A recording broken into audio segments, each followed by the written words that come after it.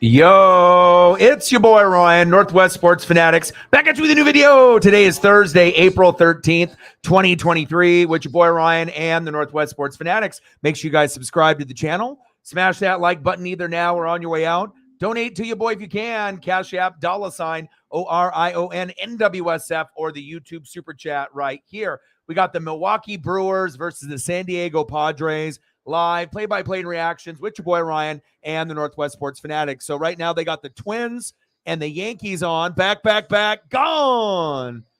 And a Yankee homer in the bottom of the ninth with 2 outs. I mean, the score is 11-1. Now it's 11-2. Anthony Rizzo with the solo dinga. 3rd home run of the season, 2nd today. So it's been a kind of a whooping, especially I think they gave up like 9 runs in that first inning. Tough to come back from something like that. I had a Mariner game a few games ago that was kind of like that. But I'm excited for this particular matchup. There's no Mariners, no Dodgers. So obviously we're going to go into it. And we got the Christian Yelich, Manny Machado. Let's go. I'm ready. Should be a good one today. And it's the 8-4 Brewers, better record than the Mariners, 7-6 Padres. So we'll go over some of the lineups here as we got a pop-up and caught, and that is it. Final score, Twins 11, Yankees 2, and they'll be transitioning over to the other matchup. I assume the game starts in 12 minutes, so I assume they'll switch it over at some point there. Leading off for the Milwaukee Brewers, left fielder Christian Yelich. Like that photo. This is my first Brewer game of the year. I've done Padres, but I have not done Brewers, so I am excited to kind of check out a new team for the first time in the season. Batting second, shortstop, Lily Adams.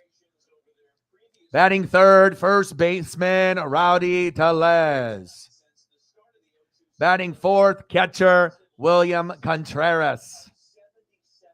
Batting fifth, center fielder, Garrett Mitchell. Mitchell is nice. He's kind of this special kind of rare breed talent. I think more and more people will know who he is as we keep getting further and further along, not only this season, but beyond. Batting sixth, right fielder, Brian Anderson. Batting seventh, DH, Luke Voigt. Batting eighth, second baseman, Bryce Durang. And batting ninth, third baseman, Mike Russell. On the mound for the Brewers, Colin Ray. And then we'll flip it over here. Switch up the logo. Boop. Got to get the Padres the love too. And then when we go to the bottom of the inning, leading off will be center fielder Trent Grisham. Batting second in the order, third baseman Manny Machado.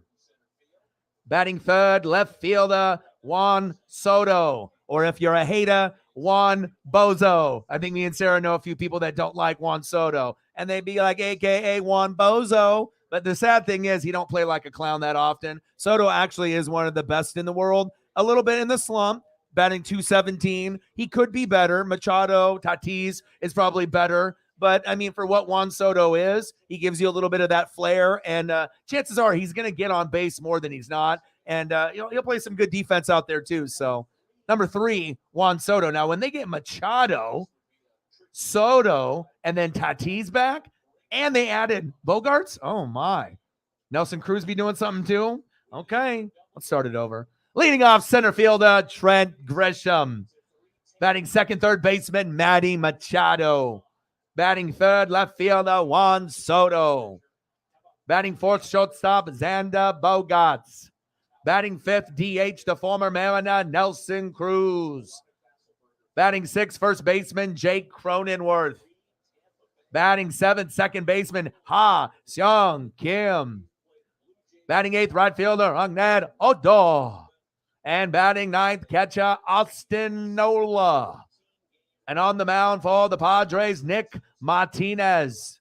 Let's go. Yo, boy is ready. I got to see the Padres a few times already. Last time I saw them, they played the Braves, and it was tough. It was tough. So we'll see. And then the Brewers are better this year. I mean, I think what the Brewers record is, maybe we thought the Cardinals and Mariners would be somewhere like near that. But when, you're not getting good pitching, and some of the hitters in the lineup are almost non-existent, like half of the lineup. Yeah, no, there's going to be times where it's fucking miserable, where we know we're both good teams, but we're definitely underperforming. And obviously pitching might be worse for you guys than us. I feel that our pitching is still kind of there. I'm not saying yours is completely gone, but, Nicholas and a few of these others, I mean, he's really been a liability. And obviously Wainwright Waino being injured, right? That could have been 2 wins. So you already had to start your rotation off, not on a good foot. You didn't even have your best guys. So, but I think you'll be able to turn it around. All right, what do we got here? So we got the Tigers and the Blue Jays. I got a Toronto sports, like Canadian sports network. I imagine this will be a Blue Jays Sportsnet. Okay. So they got the Blue Jays, and then they'll be transitioning over because the game starts at 6:40. So I would assume here in about 7 minutes they'll switch over because that's what it says for me, and then we'll be good to go. Appreciate that. $5 holla. Appreciate you. Let's grind it out like we always do. Always good to get started early, and hopefully we can get to the goal. 95 to go. $5 holla. What would you like to see? You want some more Jordan Walker? You want some Cardinals representation? Bang, bang. Appreciate you. $5 holla. What type of Cardinals appreciation do we want to show before we get into this? $5. Let's get to a hundo. My boy Odinson in the building, the man with the best beard on the internets. Yeah, and he's got a hardcore belt.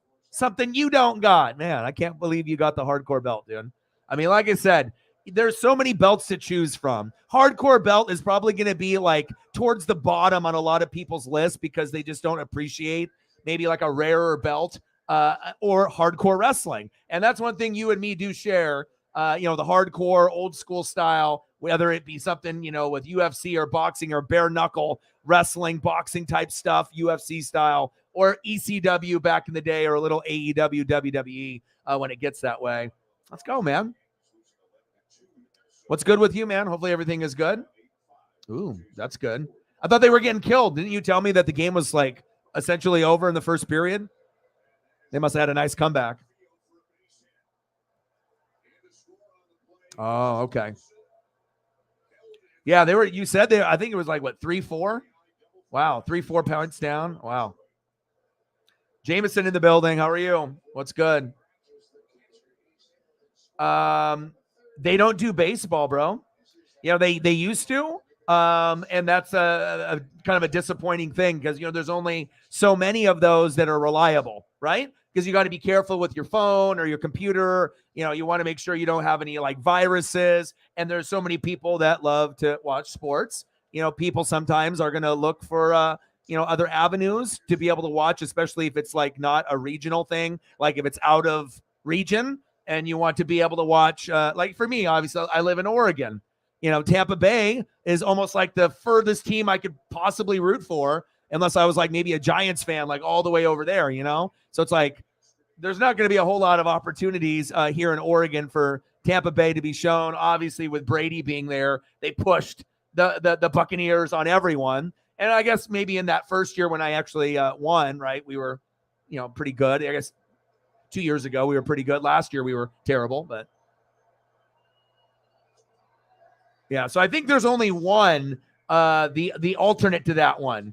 The other one that kind of people use, that might be the one that has them. But I think sometimes they'll just end, and then you got to open up a new link and whatnot. So.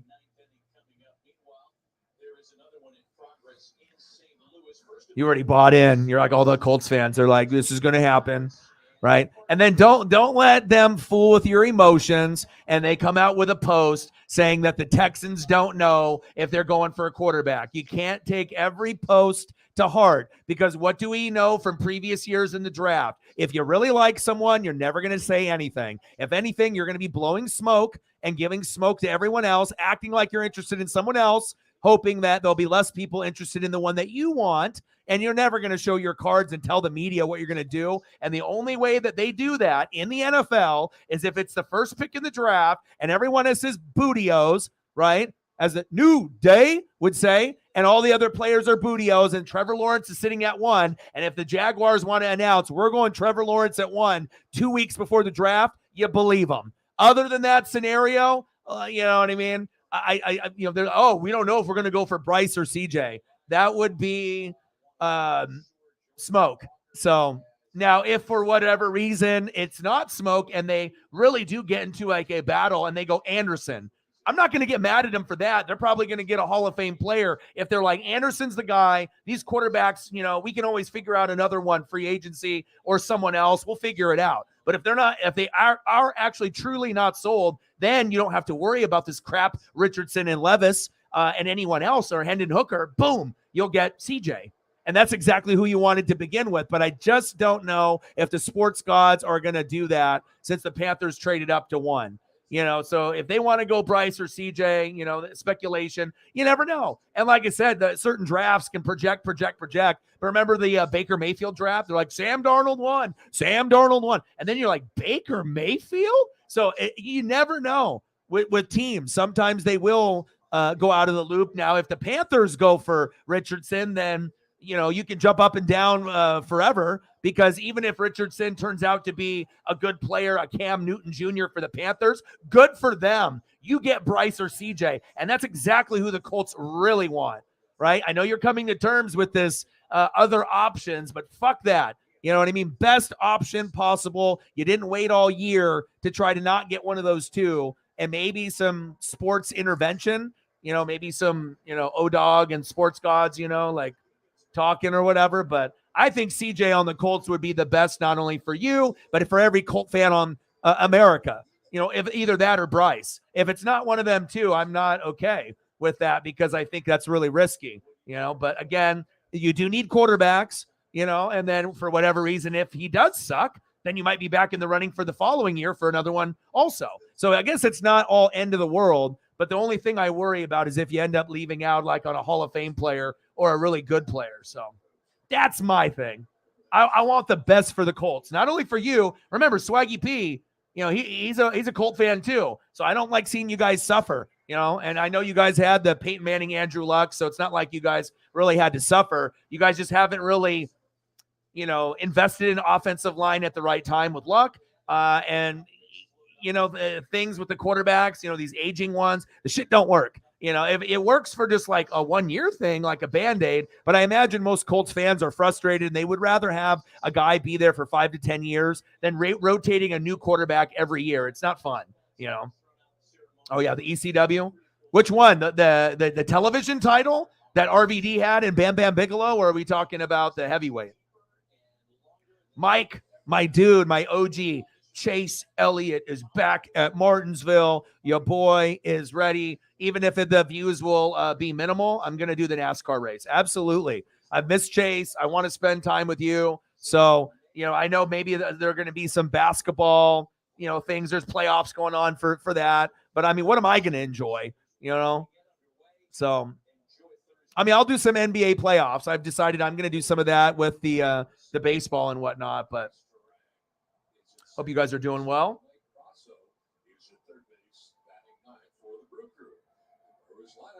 All right, they're getting going here. Yeah, and I think, I mean, if you just look at the players, I mean, you can be a fan of that, player, but me just being an outsider looking in, you can look at a lot of players in the draft, but I think the most safe player to draft on defense is by far him, like by a lot. Just because like you see with Carter, and Gonzalez and all these other guys that are going to be out there. Yeah, they could be top 10, first round talent, but there's also a chance some of these guys that will be picked in the top 15 will be busts. But I think that with Anderson, there's too much good football IQ, Saban lineage, with the Bama, players, coaching, the motor, the skill set. That would be the safest one. Of course, there might be some surprises that end up being better than him. Maybe not necessarily at that position, but others. You never know. There always is surprises. But I have a lot of question marks in this draft, and that's not good. I will always keep it real with drafts and everything we talk about in sports. If the draft is good, you're going to know it. This one is not good. So you're going to have to really like hit on some of these, and there's going to be a lot of misses in this draft, unfortunately. There'll be less, I think, booms, more busts. All right, baby, let's go. Brewers leading off. Perfect. We're ready to go. Leading off for the Brewers, left fielder Christian Yelich. And I will get you your Anthony. It's on photos.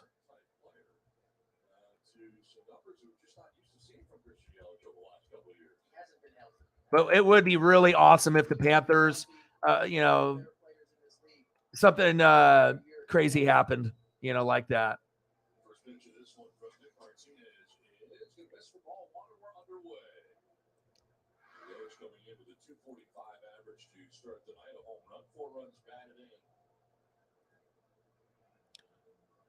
One 0 pitch. Martinez. Yelich, big swing and a miss. 1-1 count.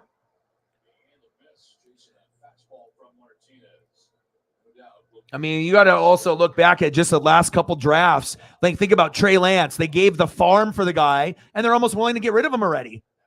Pitch is low. 2-1 count. Zach Wilson might be a bench warmer. He might be a guy that's just on the internet, pretty soon. You know what I'm saying? Like, think about these guys that, are so like, oh my God, this guy's the next big thing. This guy's going to be so good. This guy's going to be, I mean, even Justin Fields can't really throw, at least not yet till he gets a true number one. Ball is high, 3 balls, 1 strike.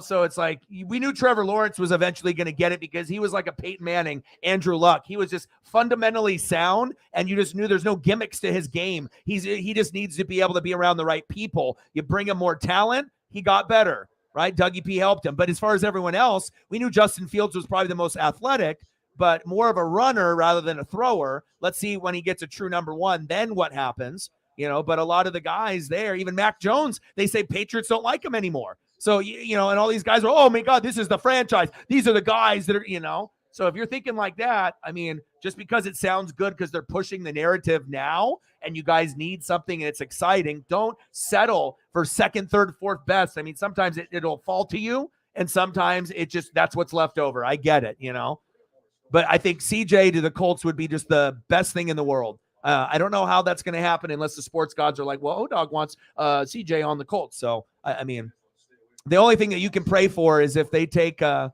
random quarterback at 1 that's not Bryce or CJ, because I really don't know if the Texans would honestly pass.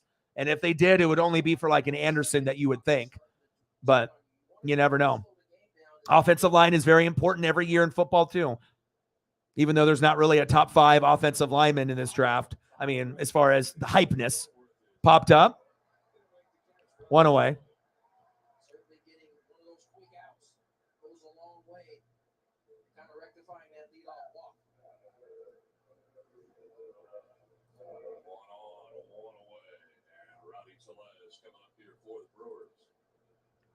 Next up, first baseman Rowdy Tellez.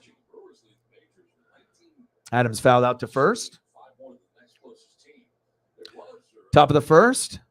Runner at first. Takes a strike right down the middle. I like Rowdy. I like the bigger dudes. The dudes that are like DH or they're just, they're the beefy, the Prince Fielders, the Cecil Fielders. Like sometimes you get those guys that are a little bit beefy, but God, they got some power. They might not be able to run fast, but you can never underestimate a guy that's got the technique and the power. Back on, baby. And just like that, I talk about guys with the power. Boo! 1-0 Brew Crew. Hey, the sports gods, they listen. They're like, oh, he likes this guy? Boom. Let's make it a home run immediately then. Thank you. I appreciate that. You talk and you shall receive. Awesome start for Milwaukee. They're definitely one of the surprise teams, them in Tampa. And I have the perfect celebration. Like we already knew that it was going to be like that already. Next up, catcher William Contreras. Looked for a really nice Brewer one, but they were all ass. They were all booty cheeks. So I had to go with the flyest, dopest photo I could find from previous team. 0-1 pitch, fouled off. No balls, 2 strikes. 2-0 Brew Crew. Brewer fans are they're okay. Air Whitey, I messaged him, said he is gonna have to go to work. We'll see if Caitlin comes in here. Popped up. Back. Oh, baby. What a catch. That was incredible. Next up, center fielder Garrett Mitchell.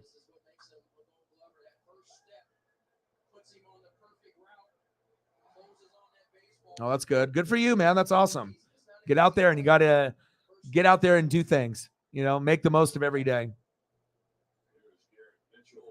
A lot of people are being haters towards him. You know what I mean?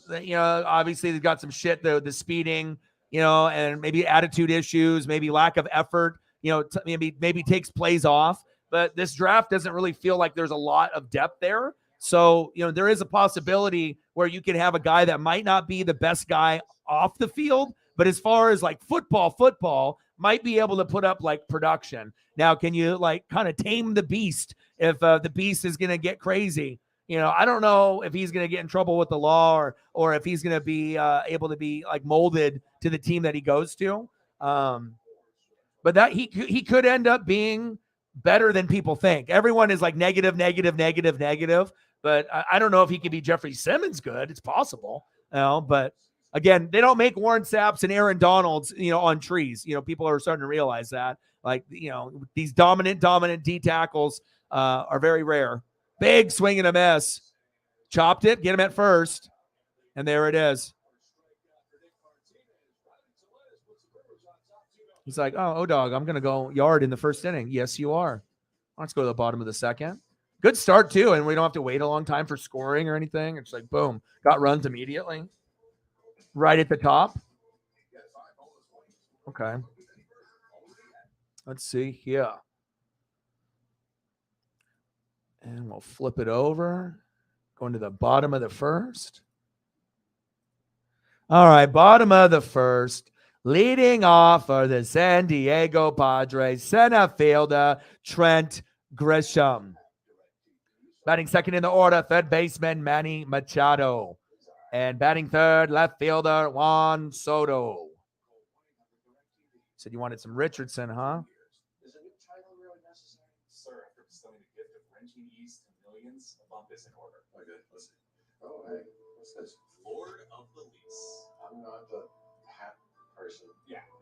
I don't know. I just, you should have like a no doubts about a player when it's in the draft. And if you're questioning the player at all, that's a red flag. You know what I mean? Like I said, there's just certain guys like the Peyton Manning in college. Did you have any doubt that Peyton Manning was going to be a good player in the NFL? You shouldn't have. Like, you just knew, and I'm not saying everyone's going to be Peyton Manning, but you got to have that like feeling where like when you see some of those Iowa tight ends, Sarah, that they are going to be good and they're going to be some of the best in the NFL because you're like tight end, some good offensive linemen as well. But if you don't feel that confidence, that's a red flag. And I really feel there's a lot of just like red flags in this draft. I wish that the depth was better, and we will get better depth the following year.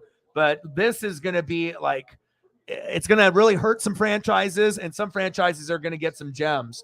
It's going to be very difficult to evaluate this particular draft. Some of the players in this draft will be player drafted because of scheme and to that team specifically. So they might be drafted higher than normal, but they're doing it because that team wants that guy to fit their scheme. They know there's guys probably better, and maybe even at other positions, but they're like, no, this is the one I want. And sometimes when teams fall in love with a guy, they'll do that. So it's going to be crazy. Bottom of the first, 2-0 Brew Crew.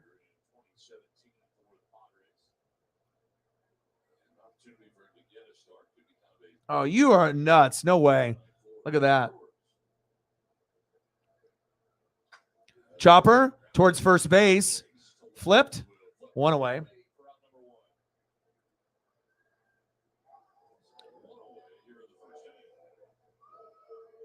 Next up, second. No. Third baseman Manny Machado.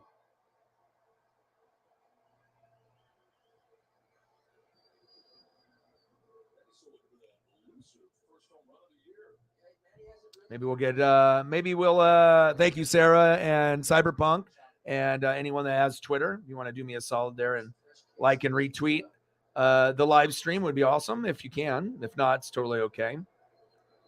1-0 count.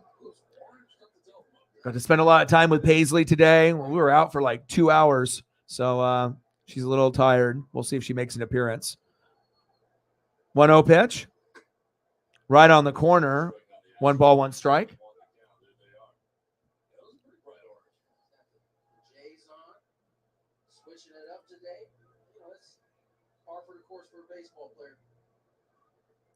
1-1 pitch.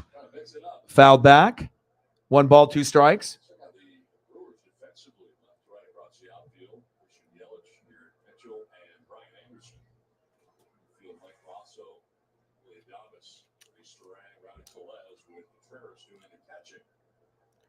One, 2 pitch. Outside and away. 2 balls, 2 strikes.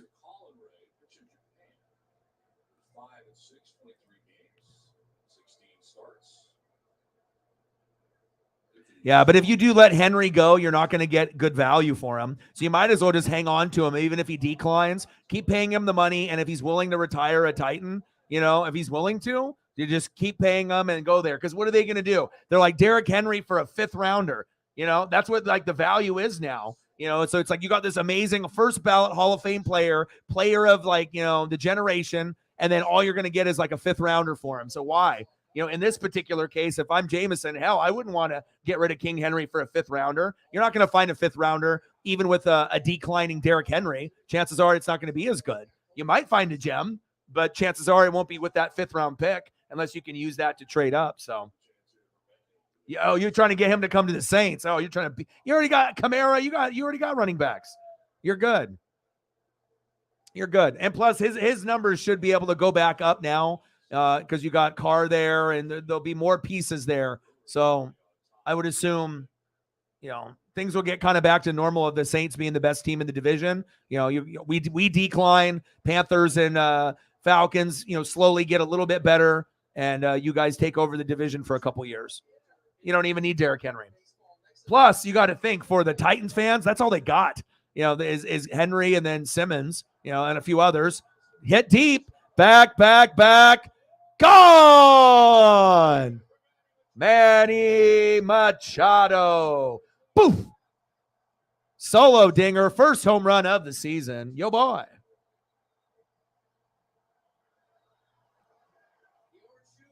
What a good game. Bottom of the first, 2-1 Brew Crew. That's exactly what you want to see in a baseball game. Of course, I'd love to do Mariners or Dodgers, but if they have the day off or the game's over, and you want to make sure you watch teams that are going to put up hits and runs and opportunities, homers, good defense. Hell, this is one of the best first innings I've seen as far as both teams kind of competing. I mean, I have seen teams go off and get like 9 runs in the first inning against the Yankees.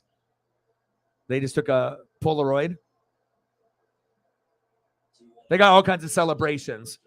They got guys that do the sprinkler, and the guys in the bullpen spit the water out of their mouths. The Pirates have a sword. Everyone's got a new hat or helmet or some kind of costume as soon as someone goes yard. That's one cool thing about baseball I love. Everyone's got like a different handshake, and they do all that camaraderie. I like that closeness and that bond. You don't usually see that maybe as much in the NBA, but you do in the NFL side. But with baseball, it's a very cool thing, part of the culture. Pitch is high. 1-1 count. 1 ball, 1 strike. See if Juan Soto can do something here. Yeah, exactly. Exactly. Chopped and tagged at first. Yeah, I would definitely say Manny Machado is much easier to like than Soto. Just because of what he was, when over there with the Nats and Bryce Harper. Just something about that place over there. It's like, it leaves you with like a bad taste in your mouth with those guys, for whatever reason, just how they played and how they were over there. Even with Tatis cheating, I like Tatis more than I like Soto. I'm not a big Soto guy. I understand that he's a good player, but I definitely like Manny and Tatis more. And sad that Tatis did that because it's going to fuck his legacy up. But hopefully he stays clean the rest of his career, and then, we don't have to worry about that. Next up, we got shortstop Xander Bogaerts. Can't believe that he's not on his old team. Pitches outside. 1 ball, 1 strike. 2-1 Brew Crew. Bottom of the first, 2 outs. 1 ball, 1 strike to Xander Bogaerts. Try to get some new photos for y'all, too. Popped up. I mean, like I said, I think it's like personality. I don't mind shit talking. You know what I mean? I don't mind the swagger and the, sometimes it's like, The wide receivers are all going to be divas. They're going to talk shit. And if you're a corner, you got to be able to talk shit back. You got to, sometimes you got to be able to back shit up, and we already know how many wide receivers and tight ends that love to talk. But I guess it just depends on the personality of the person on and off the field or court or, wherever they're playing. Or sometimes it's just like a vibe or aura, where some guys are just a little bit more likable and seem a little bit more genuine than others. And others just kind of seem like an asshole, maybe to us. So, or just maybe are not our cup of tea, But I think a lot of people, it's like, everyone will like them. Like, I don't think anyone's got a problem with Aaron Judge. Hell, if the rival's got a problem with him, that's fine. But it's like, don't act like you wouldn't want him on your team. He's fantastic. Very likable guy. $5. Let's get to a hundo. Oh, right past the first baseman, Bogarts. What a play.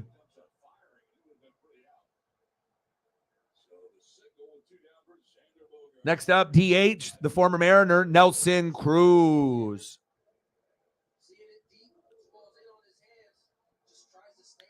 Sandshark in the building. What'd it do? Okay, cool. I haven't followed that much this season, so anything that you can give me an idea on. And I wouldn't mind doing, some hockey playoff games at some point. I don't know about the views on it and whatnot. Popped up. Oh, nice catch.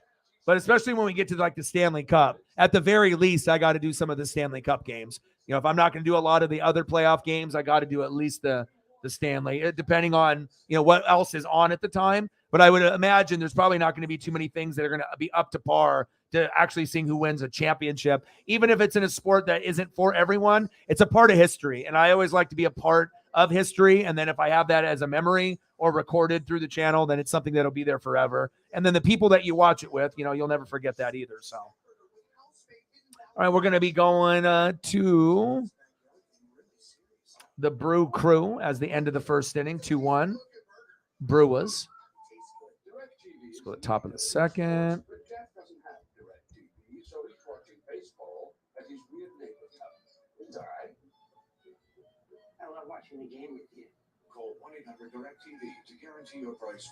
All right, leading off for the Milwaukee Brewers in the top of the second, right fielder Brian Anderson.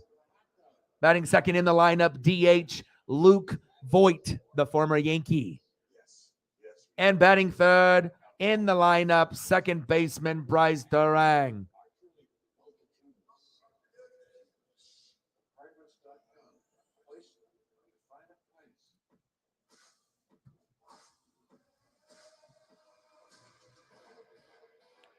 So give me the information based on like right now, like who is the favored team? Who's the Colorado and Tampa Bay of this year? Boston, is Boston one of the teams this year that people are fearing? Who are the teams that people are fearing?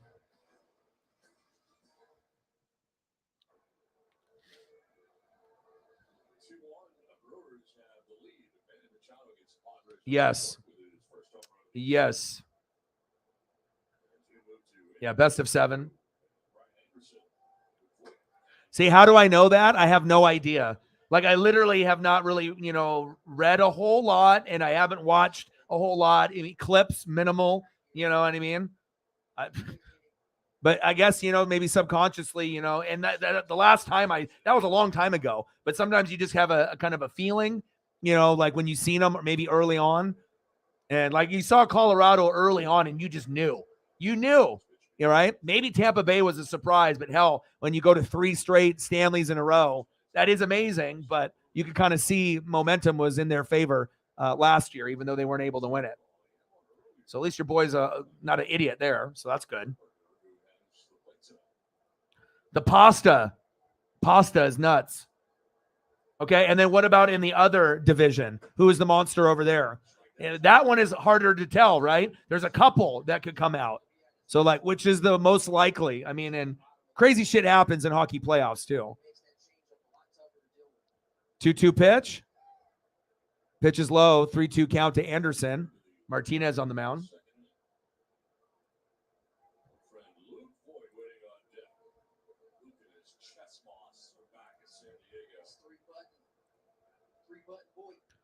Full count.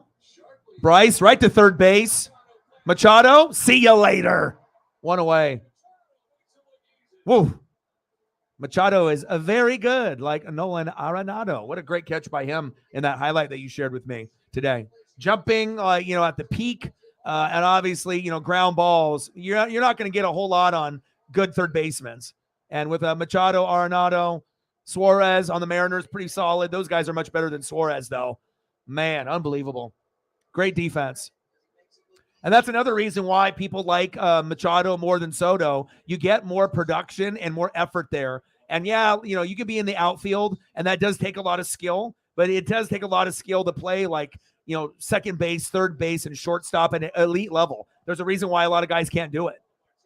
Martinez, infield single there. All right, Luke. He said, I learned that from the Yankees. Top of the second, Brewers 2, Padres 1, runner at first. Nice blooper right up past the pitcher, went out of Martinez's mitt. We'll see if Bryce Terang can get a nice little RBI there.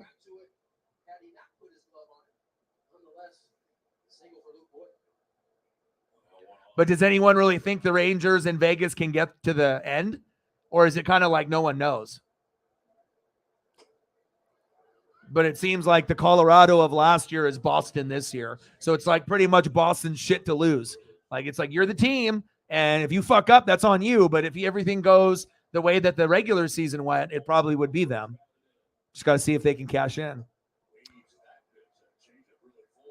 1 ball, 1 strike.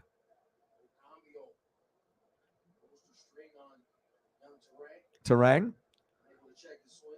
Top of the second, 2-1 Brewers. Runner at first, 1 away, 1-1 pitch, 1 ball, 1 strike to Terang. Big swing and a miss. 1 ball, 2 strikes.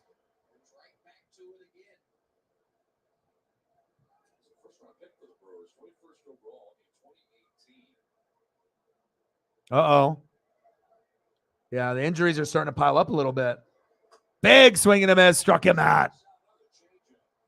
Sorry to hear that, man. It always sucks when we have guys that we love, they're starting to blossom a little bit. Injuries will, bring some of those guys back with like Harris and D'Arnaud. I know that he got hurt too. Your boy pays attention. I watch everyone. If it's something I care about, I'm all about that shit. I'm reading everything, following everything. So Vegas and the Stars. So yeah, that side sounds like it's going to be like a slugfest. Like there might be like some like random lucky team that comes out, but kind of feels like it could be, we'll see how everything, plays out. But if Boston plays like Colorado, it could be like a Boston in 6.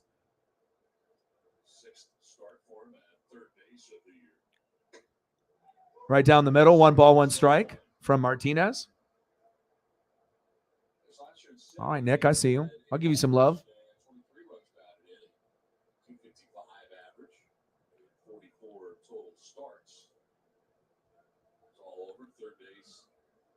One ball, 1 strike. Pitches outside. 2 balls, 1 strike to Brosseau.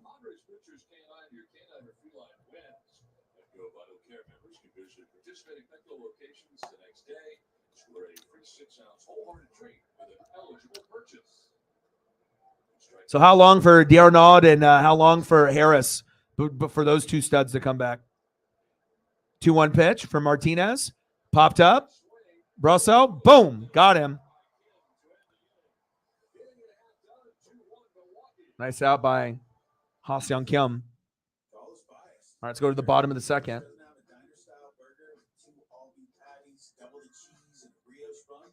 It's probably not as happy as it could be. Supersonic double stack cheeseburger.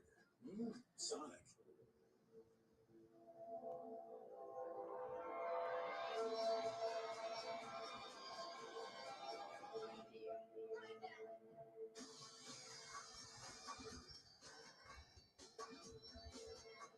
All right, bottom of the second. 2-1 Brew Crew. Let's see who's up next for them. See if they got everything loaded up for me. All right. Leading off for the Padres in the bottom of the second. First baseman, Jake Cronenworth. Batting second in the order. Second baseman, Ha-Seong Kim, my cousin. And batting third, right fielder, Rangnet Odor.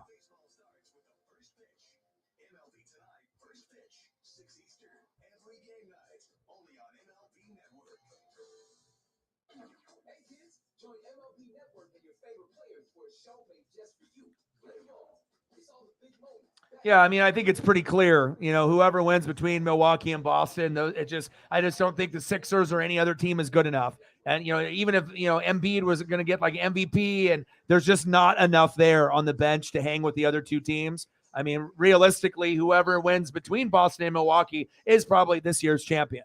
But on the West, Denver should, because they've been slowly getting better and better, and they are a defensive rebounding type of team. So I would assume it will be them. But you never know if like a Warriors team, I don't know, Sacramento, you got some of these other teams, the Grizzlies. But for me, I feel Denver, it kind of feels like it's their time. So, Denver versus Boston or Denver versus Milwaukee, And then if you had to pick another team, I don't think I would think the Kings would probably be able to go that far. That would be shocking. I'm not a believer in the Grizzlies. Deep, I don't think. I mean, we'll have to wait and see on how they play. I could see them getting upset at some point, but they are good. Warriors, obviously with what they got, but they don't really feel like this year championship caliber. Phoenix, it might be the sleeper one that could play against Denver, for the chance to go to the finals. If KD is healthy, that could be the difference by beating, the Kings and beating the Lakers and all these other teams. Like if KD is healthy for Phoenix, they could play Denver. And then that might be the only team that could beat Denver, honestly, if KD was healthy. But other than that scenario, it should be Denver, Boston, or Denver, Milwaukee, more than likely.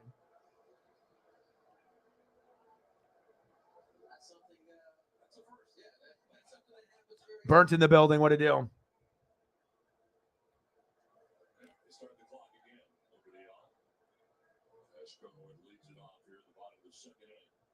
Pitches inside.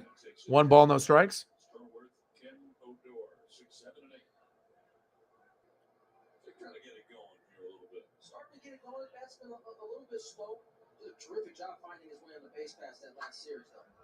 Popped foul by Cronenworth. Found his way on the base pass, and when you're not necessarily swinging it that great, finding ways to get on bases is still valuable. 1-1 pitch. Chopped foul. 1 ball, 2 strikes.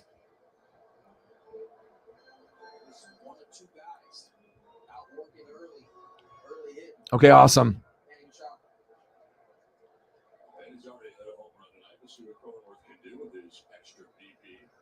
Yeah. Also with the NBA, you have to look at depth. Pitches inside, 2-2 count, and for someone that's been following the NBA since the mid 80s, every year, pretty in depth. Even though I might not watch every single game like when I used to, you can kind of see like who's got the good bench, who's got the good role players, who's got the coaching staff, and who's got the experience. And even with Denver or Phoenix, I could only see them winning 2 games in the finals. Like the winner is going to be in 6 for Boston or Milwaukee. Those are the teams that can win 4. Teams on the West can win 2. They're not going to go 7. It's not going to go that route. You just got to think with Giannis and with what they got with Jaylen Brown and Tatum and that overall squad. I mean, it just whoever comes. I mean, if they hopefully those two play each other in the East Finals, because that might actually be the real NBA Finals, because those ones could actually go deeper than people think.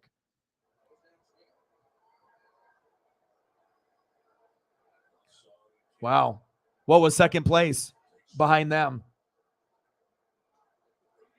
What did Colorado have last year for points at this time before the playoffs started? 0-1 pitch to Kim. Outside, 1 ball, 1 strike. Ha-Seong Kim, second baseman.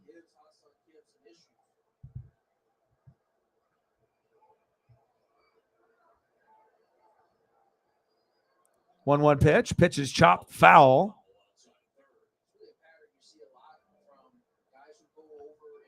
Both of these teams are pretty fucking good. Even though the Padre record is 7-6, they're better than their record. And Milwaukee is every good as their 8-4 record this year. Good for them. They've gone through a lot of struggles. Pitches outside, 2-2 count. And I knew I wasn't going to get to see Jesse Winker because he's injured, but I was thinking that would be kind of cool if I, did a Brewer game and he was playing. But bottom of the second, Brewers 2, Padres 1. 1 away, 2 balls, 2 strikes, 2-2 pitch. Got him. Ha-Seong Kim struck at. Next up, Ragnar Odor. And he's most famous for punching Jose Bautista in the face. We remember that famous clip from back in the day when he was on the Texans.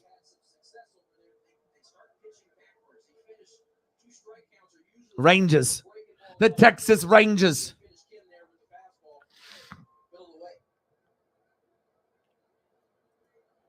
Oh, wow.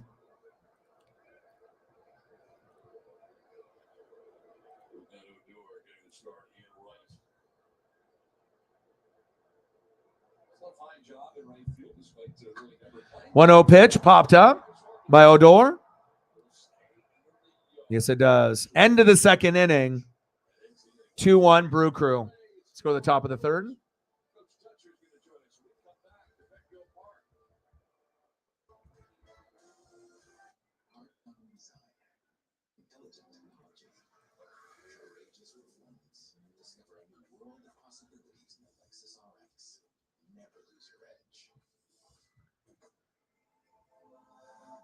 $5. Let's get to Hundo. All right, next up for the Brew Crew. Leading off, 0 for 0 with a run and a walk. Left fielder, Christian Yelich. Batting second, shortstop, Willie Adams, 0 for 1. And batting third, first baseman, Rowdy Tellez. 1 for 1 with a dinger, 2 RBIs. I see you, Rowdy.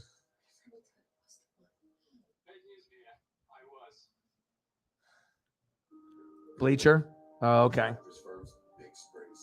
I kind of regret. I wish I would have watched a few Boston games, so that way I could kind of get a feeling of how dominant they are out there. What's the strongest thing about them? They got really good goaltending this year, or they just have really good scorers and all-around players. Forward's good, center's good, goalie's good, defender's good. I mean, usually if you're a dominant team, you're just good everywhere. You just got solid pieces everywhere. But a lot of the elite teams in the NHL have that, top 5 goalie. And if you got a top 5 goalie, you're always going to be in the mix. That's facts.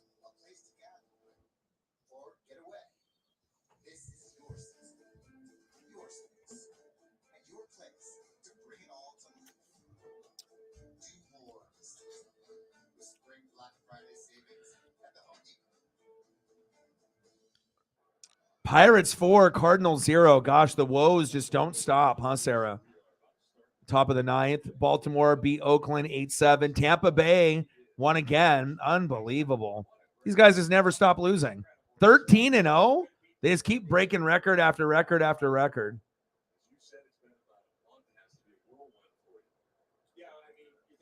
Well, I hope the Cardinals turn it around like the Mariners. Like, I hope both of us can turn it around, 1 away. Little dribbler.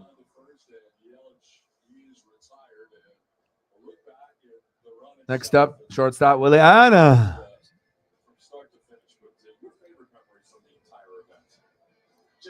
Relievers. Yeah. Like the mid relievers and like the bullpen. That's tough.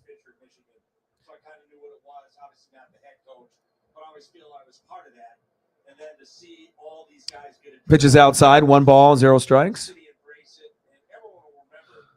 Top of the third, Brewers 2, Padres 1. 1 away, 1-0 pitch. Pitches low, 2-0 count. 2 balls, no strikes.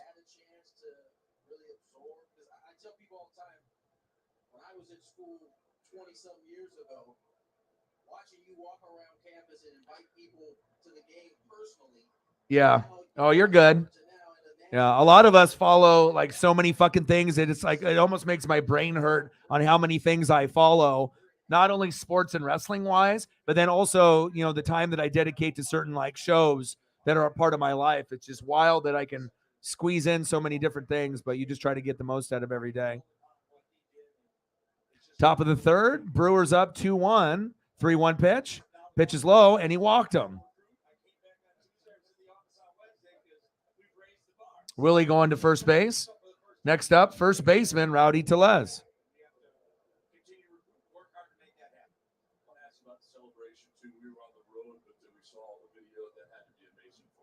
It was great. And, usually you celebrate a championship, but everybody knows how hard it is just to get to where we went, to play for a national championship on the biggest stage. See if Rowdy can go yard again. See if he can get locked in like Max Muncy was yesterday.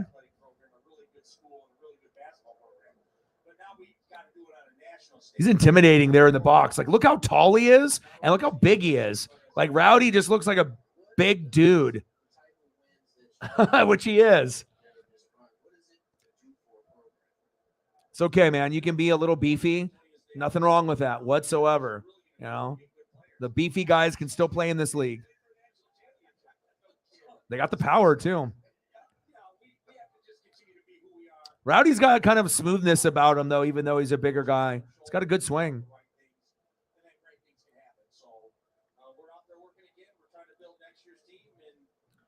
Pasta. 1-1 pitch. Big swing and a miss. 1-2 count. 1 ball, 2 strikes to Rowdy Tellez.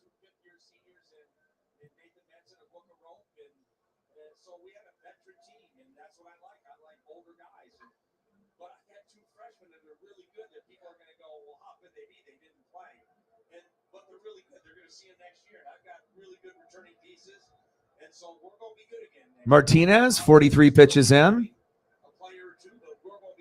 1-2 pitch to Tellez. Come on, Rowdy. Ooh, shit. Pitch is high. 2-2 count. 2 balls, 2 strikes. Almost hit him in the. Went really high. It was really last season leading into this year. Jaden McGee, who sat out last year as a transfer from TCU, he is a special player. And he was great in practice to sit out here, but he was pressing so hard. 2-2 pitch to Martinez. Runner goes. Safe at second. Wow. Ballsy to try to go steal right there. Are they going to challenge it? They might challenge Willie stealing second here.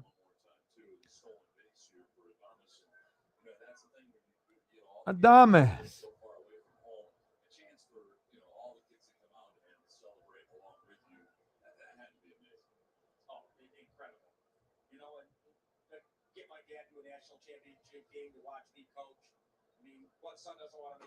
Walked him. All right, Rowdy's going to first on the walk. Next up is catcher William Contreras.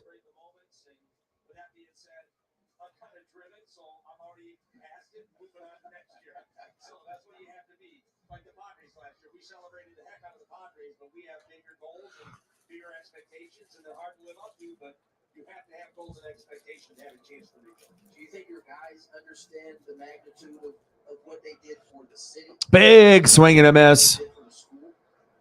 I think they're just basking in 0-1 count. Runners at first and second. A good opportunity for them to be able to extend the lead. See if Contreras can get on base. 0-for-1 with a fly out in the first for William. Throw to second. Safe. There you go. They're getting ballsy out there.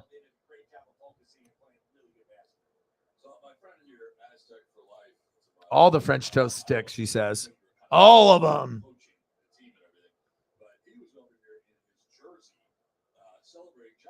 0-1 pitch. Pitch is low. 1 ball, 1 strike.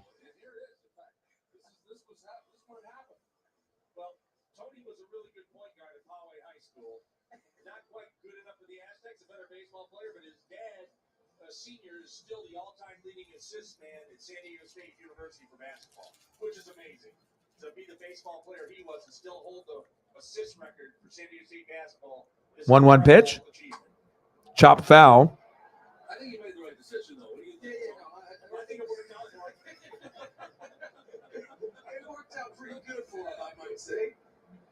But like all baseball players, I'm sure he fancied himself as a basketball Oh, player. he definitely did. He definitely did. All in 2 strikes here to Contreras. A couple of walks in the inning, allowed by Nick Martinez. 1-2 pitch popped up. They're running after it. Oh, just short. Went into the dugout steps. 1-2 count. All the Baconators. They got good lemonade down there too. Their lemonade options are very good. They're very underrated. I don't eat it that often, but when I do, I do enjoy it. I mean, usually, their nuggets are better typically than McDonald's if they're hot. I like their sauce selection for the dipping sauce. And then, yeah, they got plenty of chicken burgers or hamburgers that you can get that are good. Fries are pretty good usually too.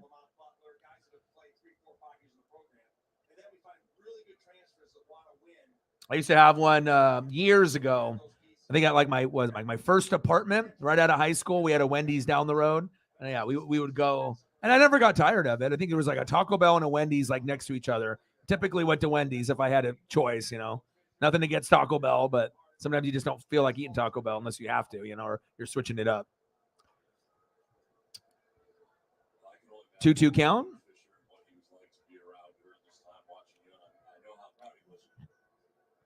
Yeah, but I would say if I had to choose one thing that I think is the best, there compared to any other place is their lemonade. Their lemonade is much better than, you get places like Applebee's that'll have like a lemonade that tastes kind of similar to that. But for being like a fast food joint, it's pretty surprising. Like the flavors are that good. Big ass cup too. Top of the third, Brewers 2, Padres 1, runners at first and second, 1 away.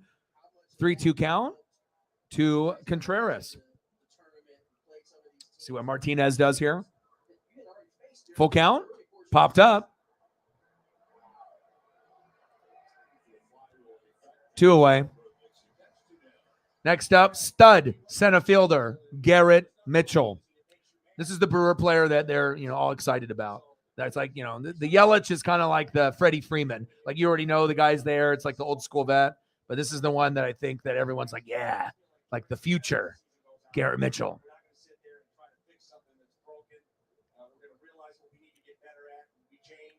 The Baconator.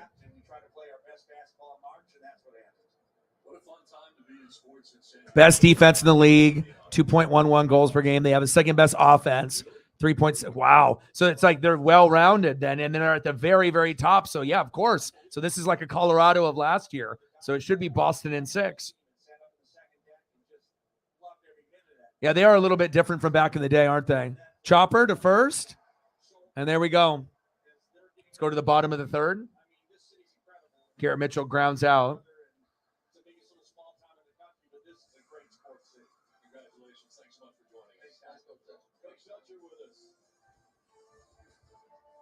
When we were a motorized bicycle, fine for the streets, but you'll never win a race.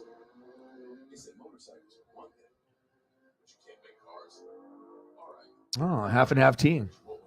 Tea's good. I got a lot of tea options here at the house. Sometimes it's like, like right before I get sick or after. But sometimes if you just, it just depends if you, do the hot tea and then there's other cold, options with tea. I like them both. It just depends on how I feel. Baked potatoes. Yeah. If we're going baked, but yeah, if we're doing like a feast, yeah, I definitely would do baked potato too. I love a good baked potato. Yeah, you can do it. So many options. Five Guys or Arby's curly fry. Yeah, Arby's curly fry is good. Like I said, I like their market fresh sandwich, and then I like their curly fry, and I like their cheese sticks at Arby's. I haven't been in a long time, but like I said, the closest one to my house I think is like over 30 minutes away. But I would be willing to make the drive, if I had money to do something like that. Sometimes you just get a craving for something you haven't had in a long time, and if you got to drive a little bit, if it ends up being worth it, if it's warm and whatnot.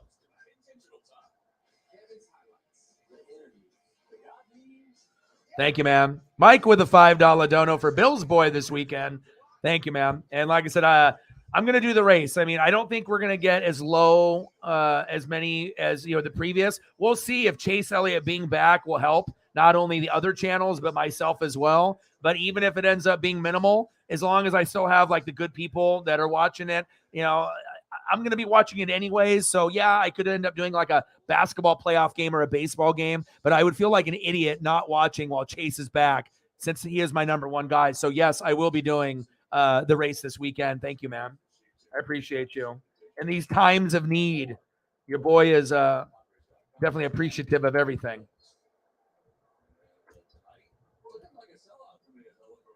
$5 dono for Bill's boy, Chase Elliott. I'm super excited. And it definitely has put a little bit of a damper, I think, for some people. If you're a really big fan, they're not as paying attention as much if Chase isn't. But if you're a true fan of NASCAR, you're still watching, and that's what I am. So I haven't missed a race. I've watched them all, just haven't been able to watch them all with you guys. Bang, bang, bang, boom, boom, boom. Bang, bang. Appreciate you, Mike Morgan. We got to get some Chase photos and Bill photos up here at some point. Appreciate you, man. Bottom of the third, 2-1 Brewers. Austin Nola in the box. 1-2 pitch. Pitches outside, 2-2 count. Whataburger. Runza fries. See? These are the type of conversations we need to have. Plus, everyone lives in a different part of the country. So sometimes you guys have stuff that I don't have access to. In the Midwest and South and, Northeast, you guys have different stuff on the West Coast. Full count for Nola.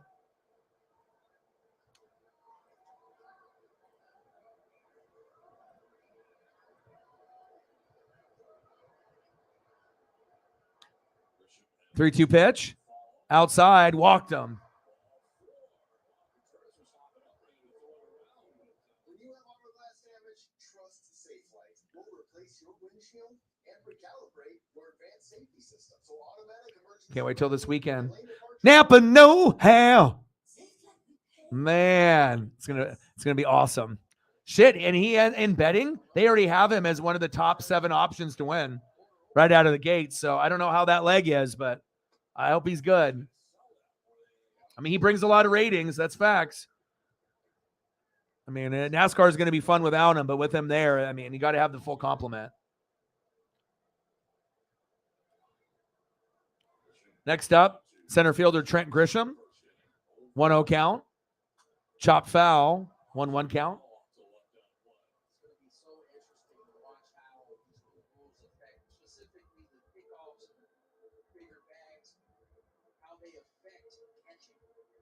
So many years now, it's been about framing and almost just forgetting about the throwing aspect of it. I still in bags. Certainly gonna have to.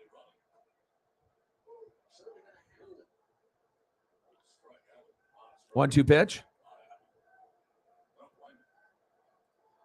mean, it changes the count. It goes from 2-1 to 1-2. It's a big difference. To be a full baseball and some change off. Bottom of the third, Brewers 2, Padres 1, 1-2 pitch. Pitches outside, 2-2 count. Runner at first. Martinsville this weekend, baby. Oh, baby. God, look at Bill. Look at the youth. Look at the hat. Oh, my gosh. So awesome. Can't wait, man. Freaking can't wait. 2-2 pitch. Popped up. Grisham.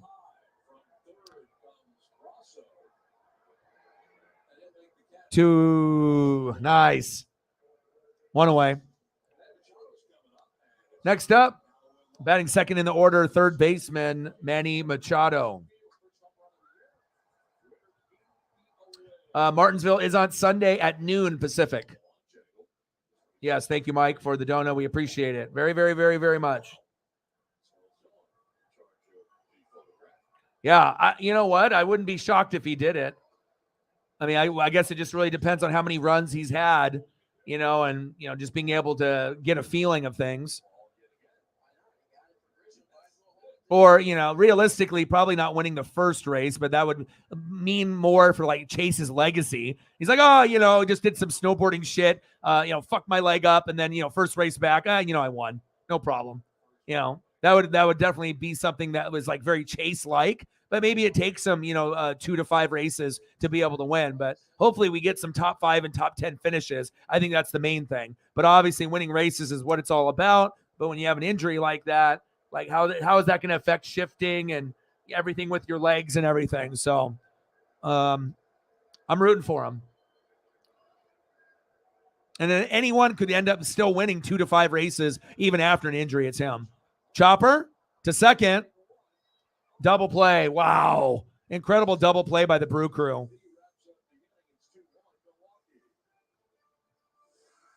right, we're going to the top of the 4th.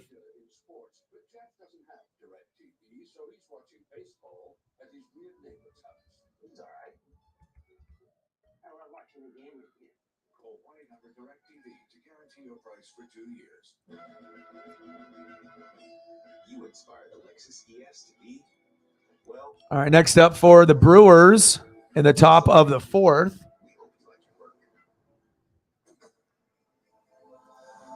Leading off, right fielder Brian Anderson, 0 for 1. Batting second in the order, DH Luke Voigt, 1 for 1. And batting third in the lineup, second baseman Bryce Terang, 0 for 1 with a K.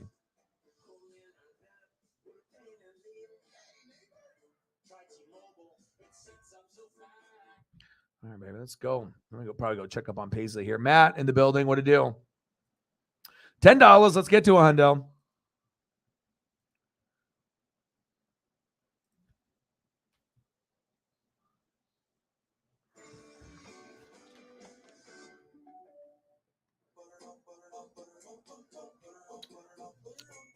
Oh, man, cannot wait for Martinsville. I mean, they've got NBA playoffs. There's baseball. There's a little bit of everything. Josh is in the building. Thank you, brother. No problem, man. I appreciate you tremendously, man. $19.99. Sorry for not being there every night. Been a rough week just trying to grind it out.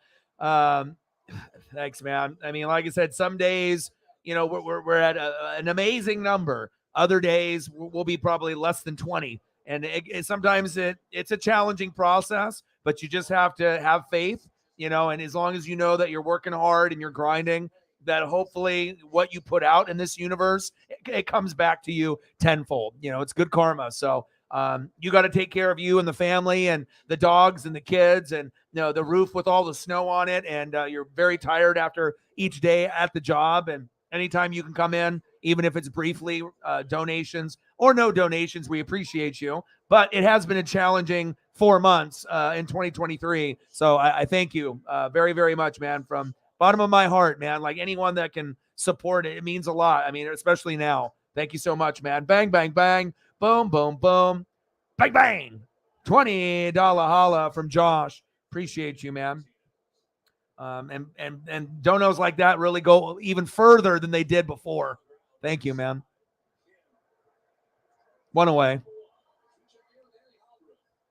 Anything that you specifically want to see photo-wise before you got to maybe eat some dinner or hang out with the fam and the dogs and get some rest or watch some TV?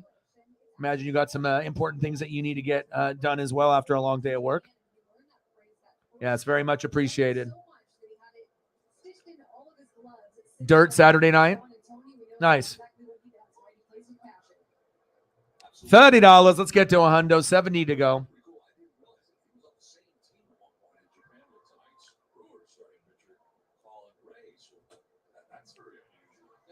Yeah, and sometimes I feel if people are going through it, personal life stuff, work stuff, no matter what it is, a lot of times if you can find a place like this where we can just vibe and there's no there's trolls, we don't got to worry about that. Every once in a while you'll get people that'll try to, ruin it for everyone else, you know what I mean? But we regulate that pretty quickly and it does make a big difference. Like I know when I end up talking to people, and you have that vibe and that connection. Yeah. It's like you might have people that you're friends with face to face, but you might not see them all the time. but sometimes you might see people, through a room like this, through like a channel like on a YouTube or a Twitch, or through like Twitter or Instagram or Facebook, however you communicate with people. It's nice, man. It's good. It definitely helps the mental health too, especially if you can vibe on stuff that, everyone is enjoying, like sports. What an out right there. Wow. Manny Machado is trying to say I'm better than Nolan Arenado. Holy cow. This guy's defense is just out of this world at third base. I mean, Arenado is a machine. Machado is right there. Both of them are, if you had to do like a scale of 1 out of 10, they're both 10s. I mean, there's no denying that. They are amazing. When Manny throws a baseball, the glove very rarely moves. So accurate from so many different areas. Is this one? Chopper. Got him. Yeah, anytime too. If you feel like you're getting like a little low, or you need a little bit of a pick-me-up, come in the room and say what's up whenever you can. And hell, I can throw up some old school photos of some cars or trucks, whatever you are wanting to see at the time. Hell, I like looking at that stuff too. So you ever need a little bit of boost with the mood, I'm always going to be able to help people out. And you'd be surprised. It's like sometimes with listening to a song, watching a TV show, a movie, or even seeing some pictures and things that of stuff that you love. It always gives everyone a little bit of a boost. So appreciate you, man. All right, next up will be Juan Soto.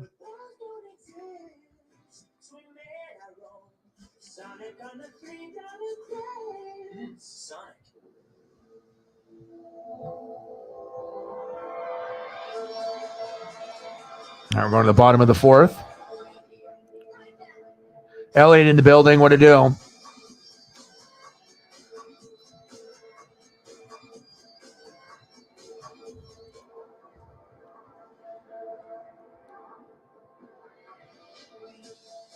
Well, that's good. I mean, if you spent the money and put it on your beard and it's right next to your nose, you wouldn't want it to smell like shit, right? You know what? Cherry Cola is shit beard oil. You want it to be, it actually smells nice, like kind of an aftershave. I get you, man. Look at you. The best beard on the internets. Odin's son. You do, brother. Good to see you, man.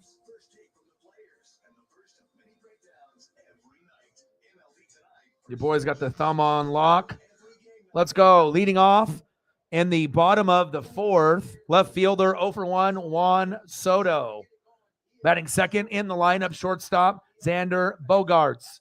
And batting third, DH, the former Mariner, Nelson Cruz. Let's go.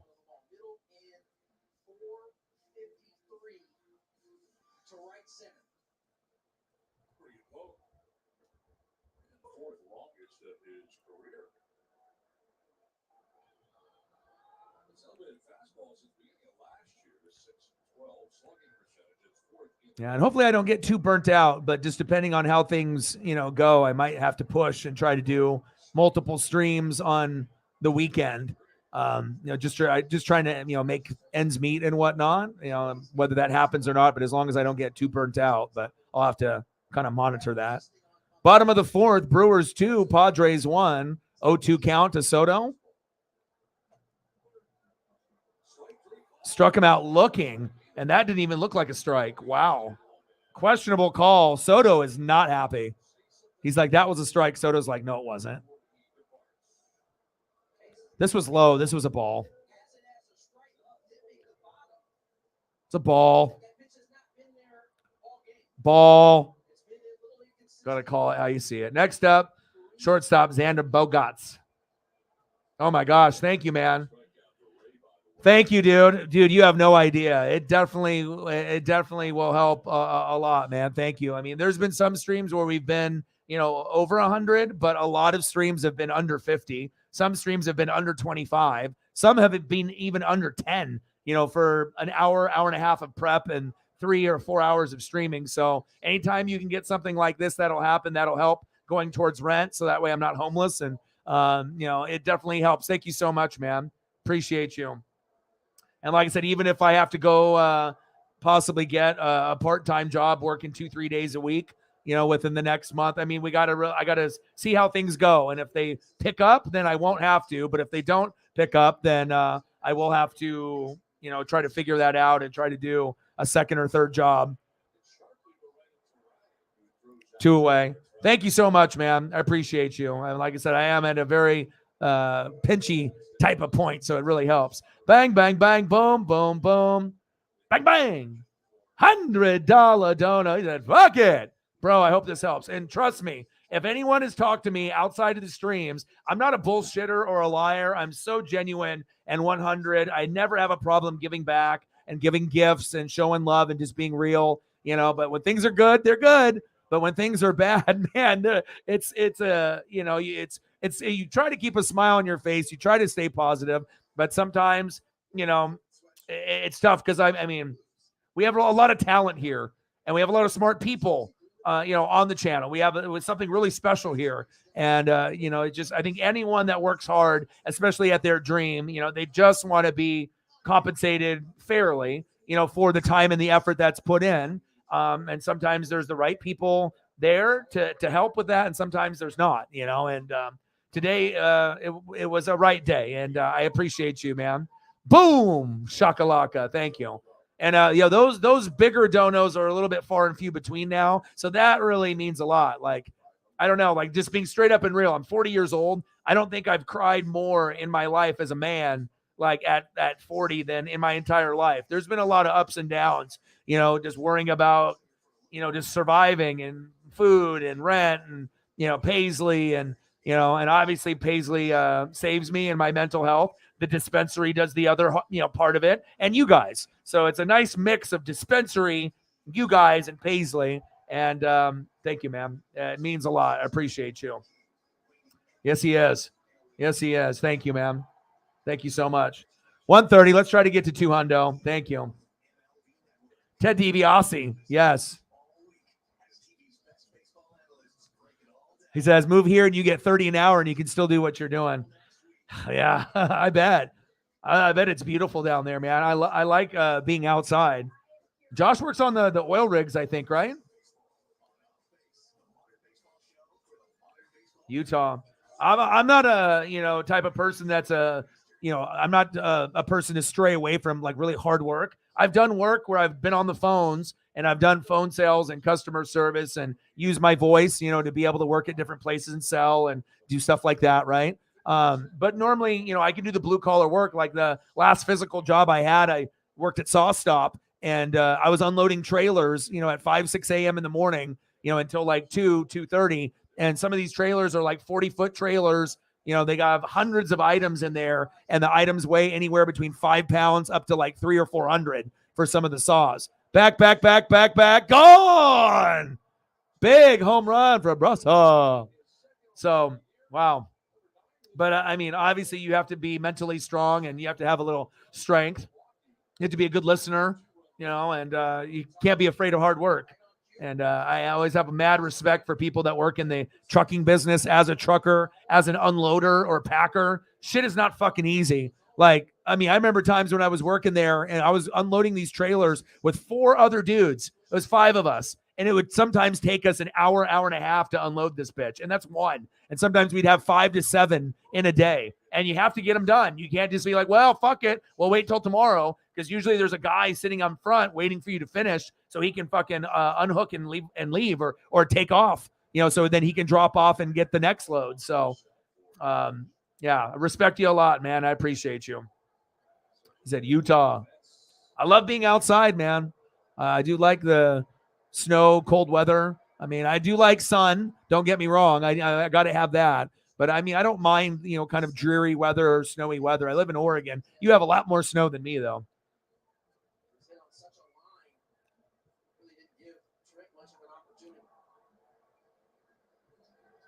Oh, yeah. Oh, I've seen it too, man. Like some of the hardest working people on planet Earth.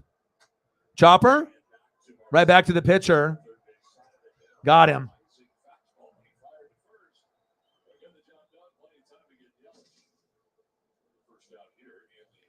Nice long bomb. 3-1 Brew Crew.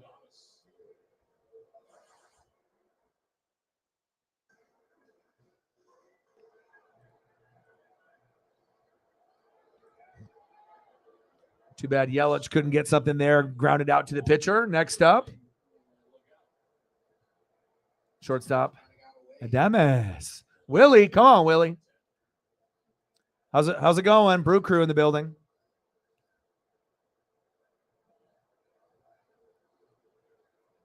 Yeah, a lot of umps have been very questionable this year.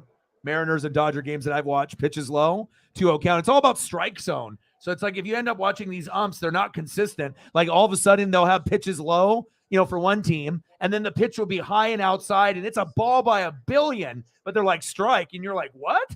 Like it's one thing if it's on the corner, but when it's like so far away from the box and they just so are adamantly that it's a strike, you're like, what is going on here? Popped up, 2 away. Willie. Adames popped up and out. Next up, first baseman, Rowdy Tellez.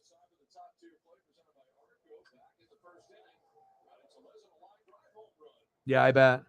If there's anything that you want to see, I don't know how long you have here with me, but I really do appreciate you to the maximum. If there's anything I can do, throw up some car photos for you before you have to go. I don't know if you can stay for a while or if you got to go soon, but please let me know so that way at least I can do do my due diligence and show some appreciation back. And you never know. Sometimes seeing an old school Cuda or Nova or something old school, it can make you smile and give you a good feeling, to finish up your day going in tomorrow. I like looking at that stuff a lot. I don't get to look at a lot of car stuff that often. I mean, I'm doing so many things in my life right now, but anytime we can get stuff like that, I really enjoy it. Top of the fifth, Brewers 3, Padres 1, 2 outs, 1-1 pitch to Rowdy. Low and outside, 2 balls, 1 strike. You guys have a good team this year. Good for you. And for the Brew crew, you guys have had a couple years of struggling, and an 8-4 start is fantastic. Popped up. Rowdy. There we go. Nice hit by Rowdy. There we go. Next up, catcher William Contreras.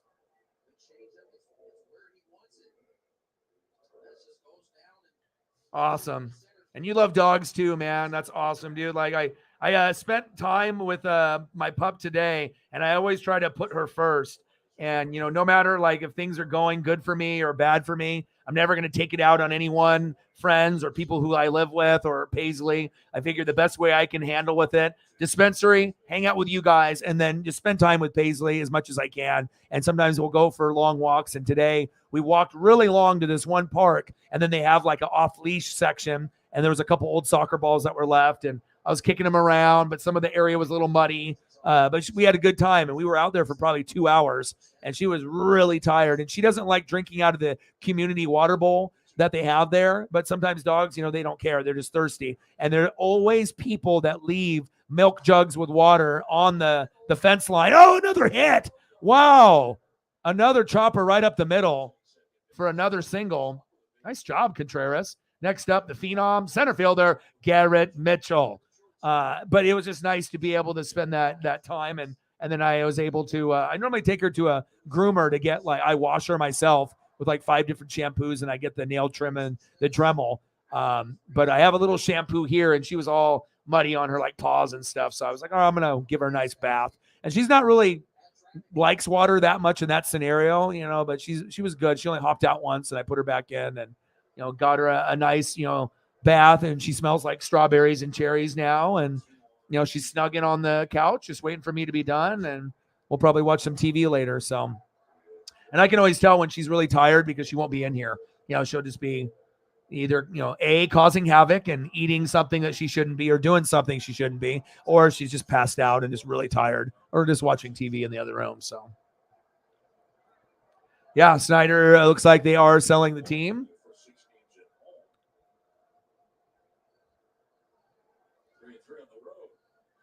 Chopper. And this will be the end of the inning. Couple stranded. 3-1 Brew Crew, though. Let's go to the bottom of the fifth.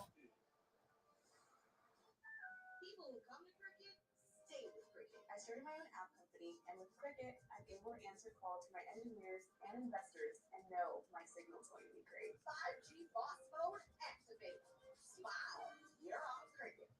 If you're going to chill with Woodbridge, chill. Because Yes, it was. perfectly acceptable reason.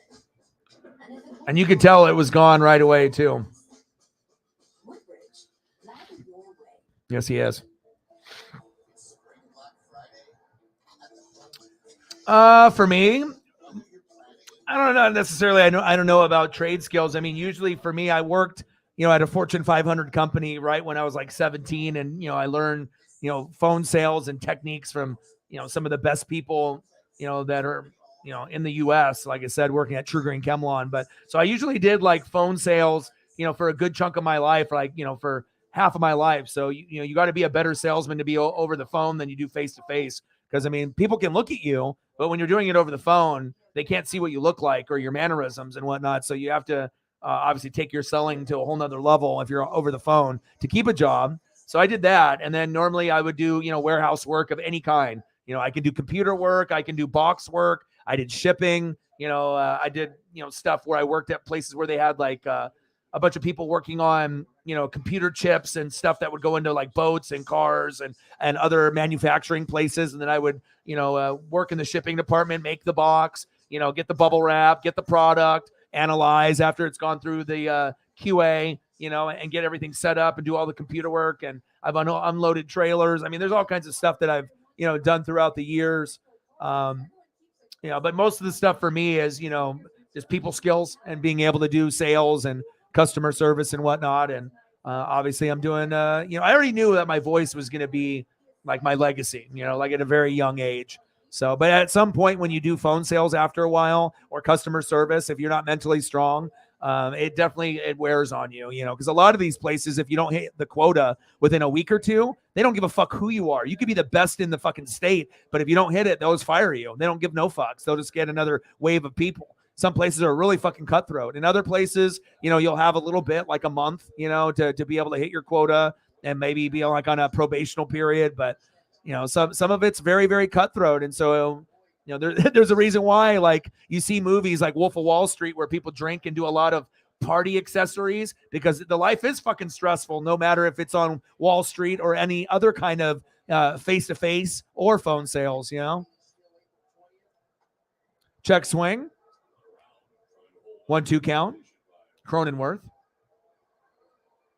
But I feel with my skill set, I'm a pretty good learner that, no matter what it was, for physical labor, white collar or blue collar, if I had a good teacher, I feel I could learn and pick up things pretty quickly.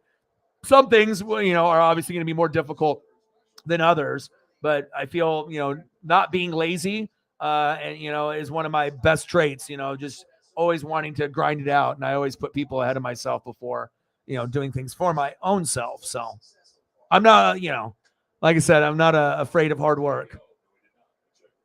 I mean, shit, look at the channel, you know what I mean? No matter good, bad, or indifferent, 11 years is a long time to commit to something.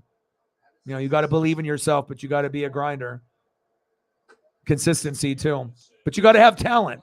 I mean, that's the bottom line too. Not everyone's got talent. Like, you can be a grinder, you can be passionate, but some people aren't as talented as others. That's just the fucking truth, but if you do work hard, and have consistency, sometimes you can beat out some of those people that have natural talent, by just having that drive. But to act like some people, aren't as talented as others and acting like that's not true, I mean, that's completely false. There's many facets of, things that you have to do to succeed. You got to have some natural talent, but a lot of times, a lot of people have the talent, but they don't have the drive or, the passion. They don't have the dedication, the consistency, and that's where they fail. Kim with a big swing and a miss, 0-2 count. Brewers 3, Padres 1, bottom of the 5th. Let's see what Kim can do here. Hus Young Kim, 0-for-1 with a K. Bottom of the 5th, Brew Crew up 3-1.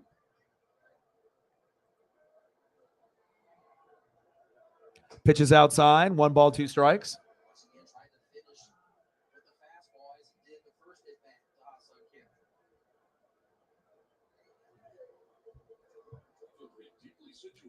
Appreciate every single person that has supported and donated tonight, just like every other night. You guys are the best. Pitches high, 2 balls, 2 strikes. He did not go.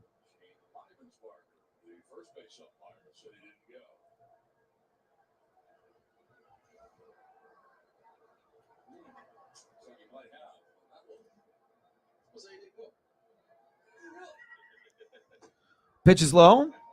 Count is full. 3 balls, 2 strikes.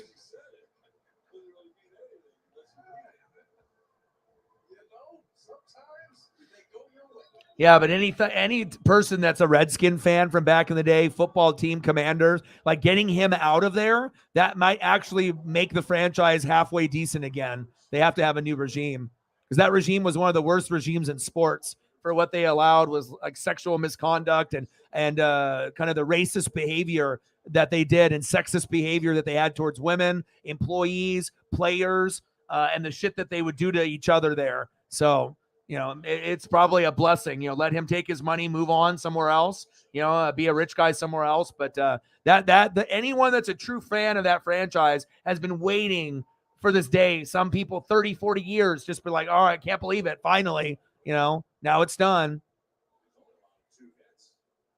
Pitch is low. 1-0 count for Odor. Remember he punched the shit out of Bautista? Yeah, it's definitely a chunk of change.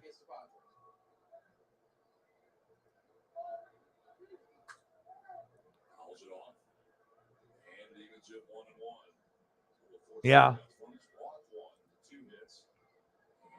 I mean, sometimes you got to have 2 or 3 jobs, just depending on, what you got to do to make things, work out. Got to have a roof over your head, food on the table. If you got pets or kids, you got to take care of them. And after everything else and bills and all that shit is taken care of, then maybe there's something left over for you. But, I kind of feel bad too. Cause with my, birthday coming up and my buddy Justin, it's like, we already have the tickets paid and he's going to pay for the room and I'm going to pay him back. But I just kind of, it's a shitty feeling like a piece of shit and you don't have money to bring up there. You know what I mean? Like he'll take care of me. You know what I mean? He's got a good job and he knows that I'll always pay back anything that I borrow and stuff. But it's just kind of, how it goes. It's like when you don't have money, it's just a kind of a shitty feeling, not being able to maybe you won't buy a jersey or a t-shirt, but just to have the money just in case that I see something and then I can buy it if I want to instead of having to have someone else get it or just not getting it. So, but he's a cool dude. And, like I said, food and everything else. It's just, I'm hoping that I'll have something that I can bring up there that I can give him at least gas money or something. But we got a few days before we go. Big swing and a miss. Struck him at Odor. Still 3-1 Milwaukee. End of the 5th inning. Let's go to the top of the 6th. I'm going to go check up on Paisley.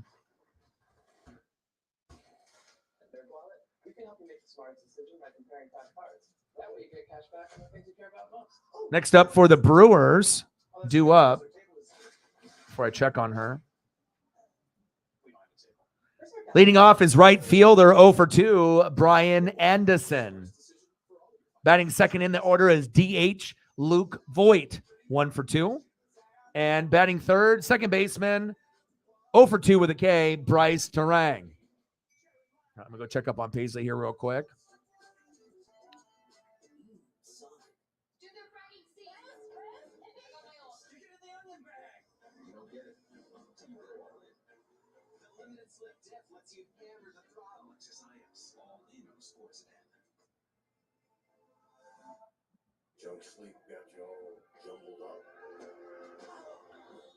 I'm going to go check up on Paisley here real quick.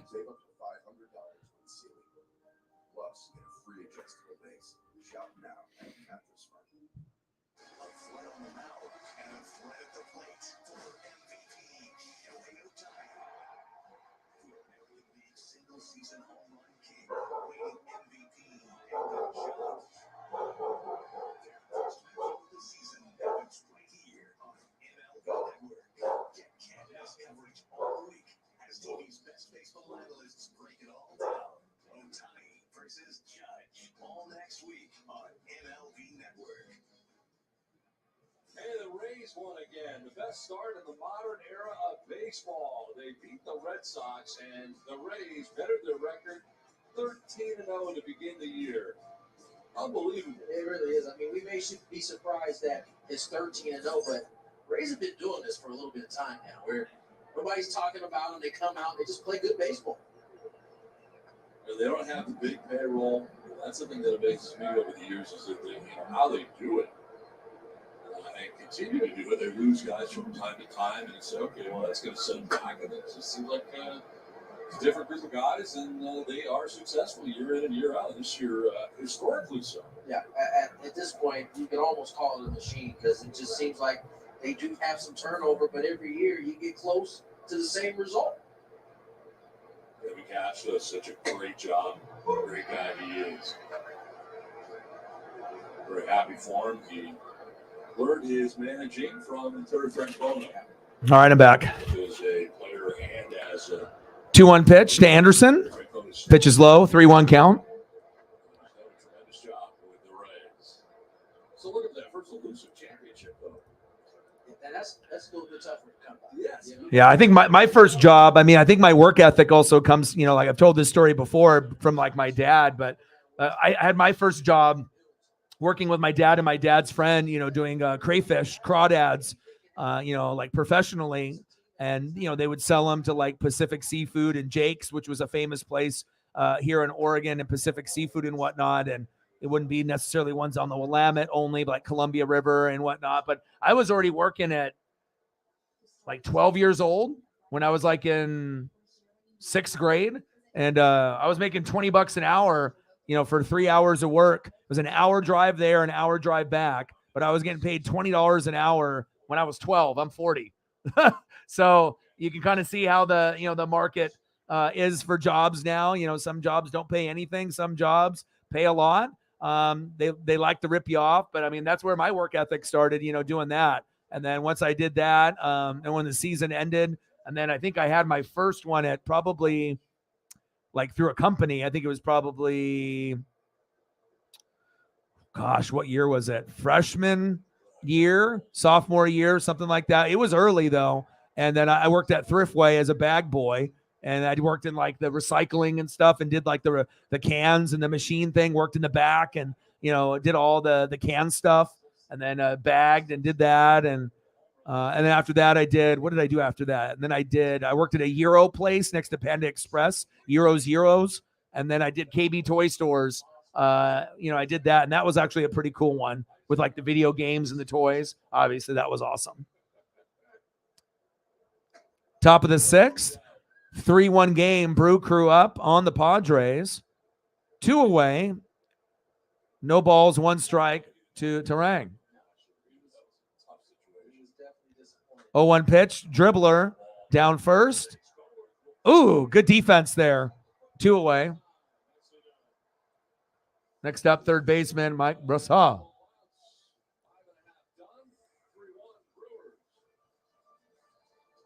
13, see? Yeah, and sometimes getting started early. And my main reason for trying to get that money, it's like, I'm not necessarily trying to buy figures and cards. I think that's what Preston was like when he was a kid. He was hustling and doing that stuff to try to collect cards and toys. For me, it was like I wanted to buy my own clothes. So I wanted to buy like Massimo shirts and Red Sand and Nike shirts. They had Nike t-shirts that just had the logo, but I wanted to buy every color. I wanted to buy white, black, green, blue. So that way every day at school I could wear a different one. You know what I mean? Like that was my motivation of trying to hang out with my dad, spend time with my dad and my dad's friend, and also being able to, my dad's friend Randy, because Randy was the one that had the boat and the traps.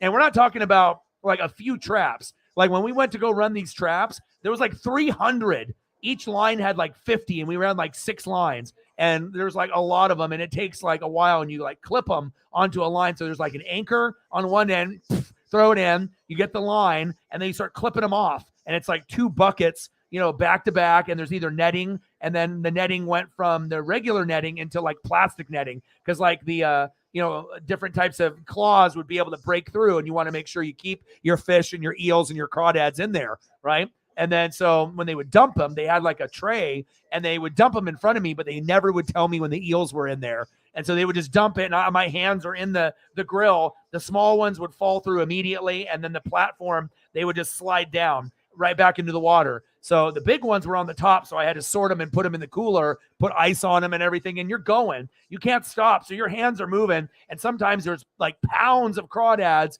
like in the tray. The tray is full.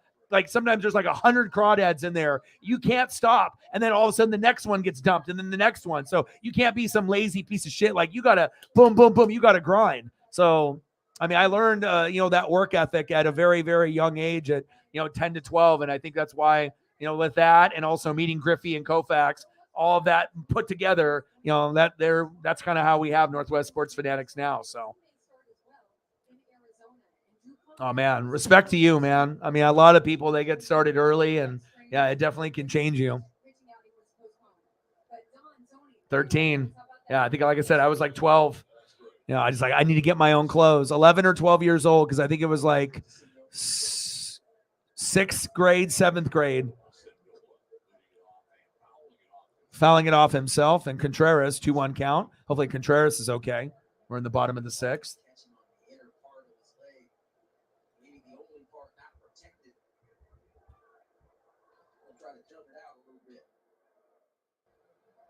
It's crazy. I went to the dispensary today and I saw a brother with a Brady jersey on from the Bucks. And I was like, never seen him wear any sports stuff before. I was like, are you a Buck fan or are you a Brady fan? And something told me that he was more of a Brady fan, and I was right and stuff. So he's got like all the jerseys of like when he was on New England and whatnot. And I know a lot of people that are like that.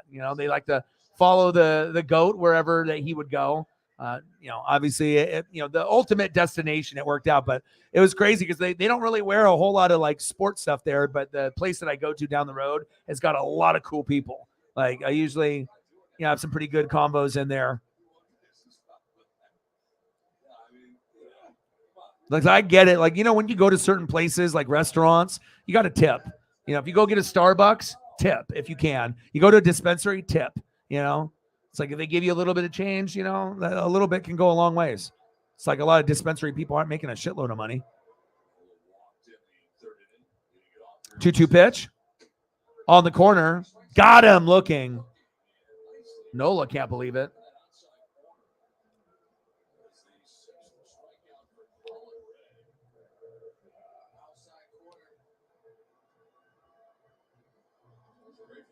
Bottom of the 6th, 3-1 Brewers. Nola strikeout. I like to catch her photos a lot.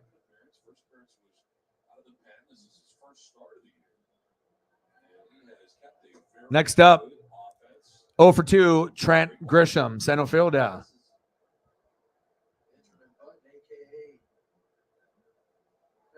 Ground out and a pop out for Trent.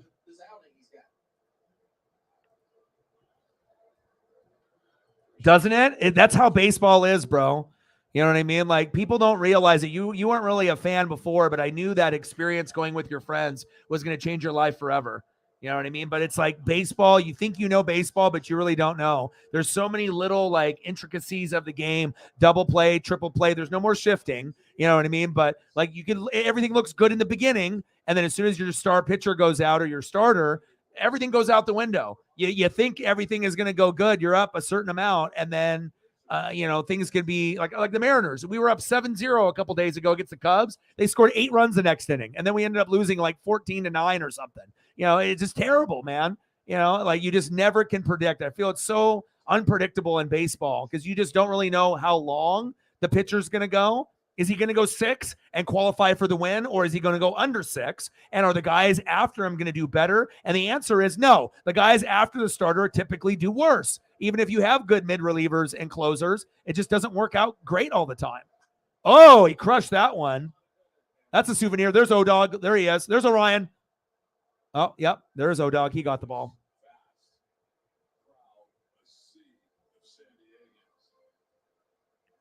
Yeah.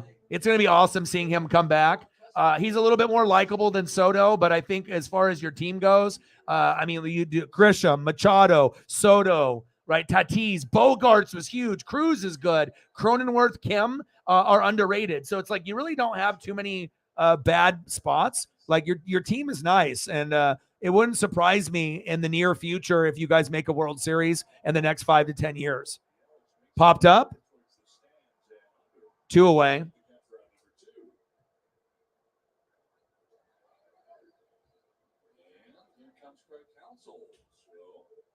pitching pitch count here, 83, I guess probably hit where 130. Let's get to 2. because there's really no reason to take him out at the moment. He's dominating, but has not really been built up yet. Mentioned his other appearance out of the pen. Gets him 5 2/3, 83 pitches, and will depart with a 3-1 lead. We'll step aside. Not all grills are created equal. For starters, Napoleon's ignition system Oh, you're good. uses jet engine technology. Our precision burners cook evenly, no matter what Mother Nature throws. All right, looks like they might be doing a pitching change. Yeah, I don't know why they're taking the pitcher out right now. I'm trying to look at the stats right now. Let's take a quick look. All right, so for Nick Martinez, 6 innings pitched, 5 hits, 3 earned runs, 3 base on balls, 3 walks, 2 Ks, 92 pitches, 5.60 ERA for Martinez, right? But then if you look at Ray, he's been wheeling and dealing against some of the best, right? Let's take a quick peek. Why would you do this right now? 5.2 innings pitched. He only has 2 hits given up, 1 earned run, 1 walk. He's got 6 Ks. He's a 1.59 ERA, and he's 83 pitches in. So I maybe they don't want him to go past a certain number. But if it was me, I don't know if I would be pulling him out right now either. Yeah. I mean, if anything, that's a good sign for you guys to be able to get caught up in the game. Once he leaves, you might be able to catch up to be 3-2 or 3-3. So,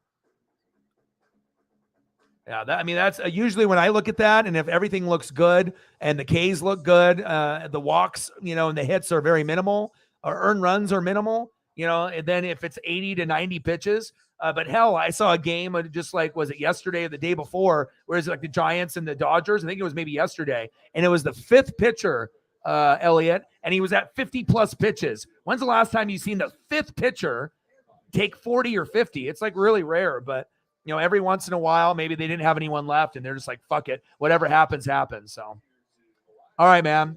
Appreciate you. Odin's son with the best beard on the internets. Appreciate you. Interesting pitching change here. Strzelecki, PETA. Pitch on the corner. 0-1 count. Thank you, Mike. $5 holla. Appreciate you.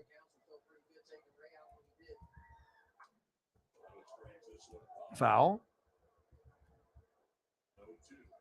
Thank you, Mike. Mike with a $5. Said for the Cornhuskers.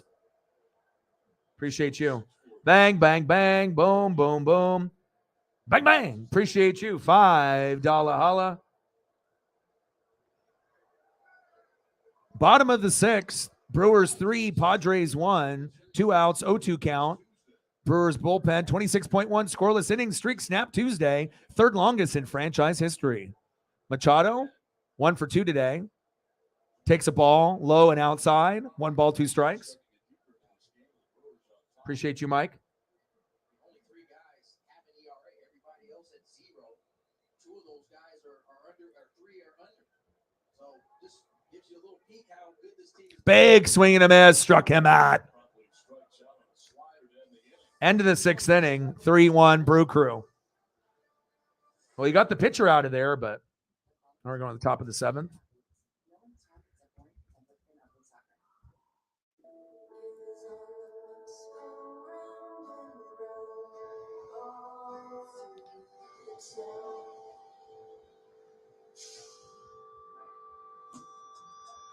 All right, let's see who's next up for the Brewers in the top of the 7th.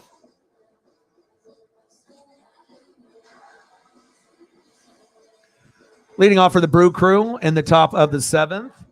3rd baseman, 1 for 2 with a run and an RBI, Mike Brosso. Batting second in the order, 0 for 2 with a run and a base on ball, left fielder Christian Yelich. And batting 3rd in the lineup, 0 for 2 with a base on ball, shortstop Willie Adames.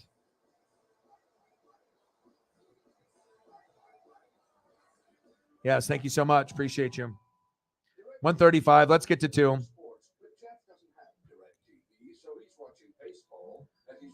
I bet.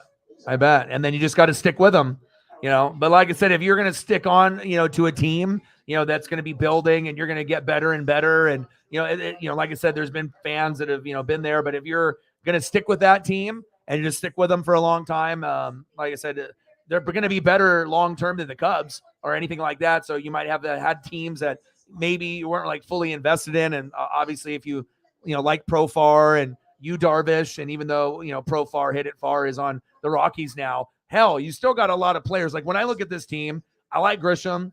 Machado's a Hall of Famer. Soto's probably a Hall of Famer. Tatis will be a Hall of Famer. Bogarts is fantastic. Cruz is great for DH, even though he's older. He's a little beefy, but he can go yard. Cronenworth and Kim are underrated at first base and second base. Odor, you don't really need him. And Nola is a decent catcher for you guys. So, I mean, yeah, once Tatis comes back in the mix, it'll be very exciting.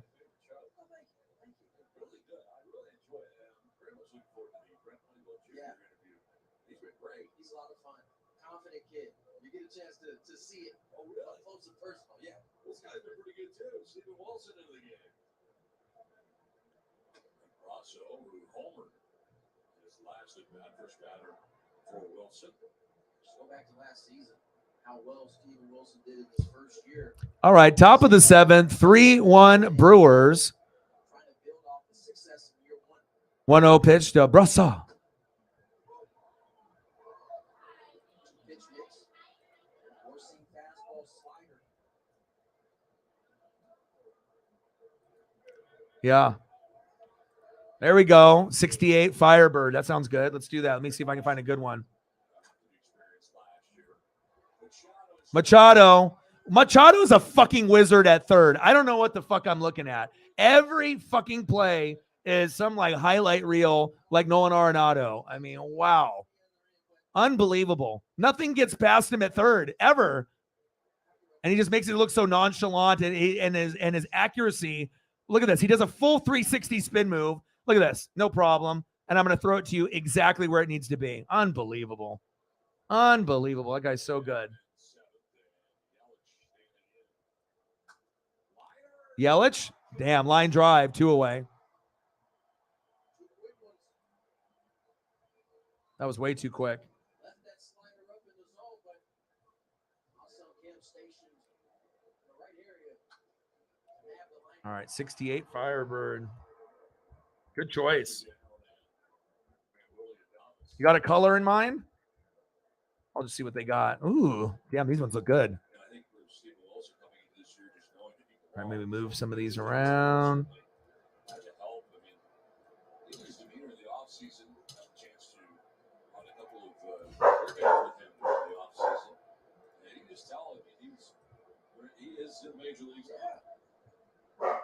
Paisley.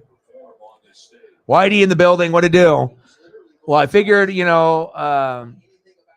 since you were a Brewer fan, even if you had to work, that I'd, send you the thumb. And this is my first Brewer game of the year, so it's good to be able to see what they're about. 2-0 pitch. Pitches outside. 3-0 count. 3 balls. No strikes.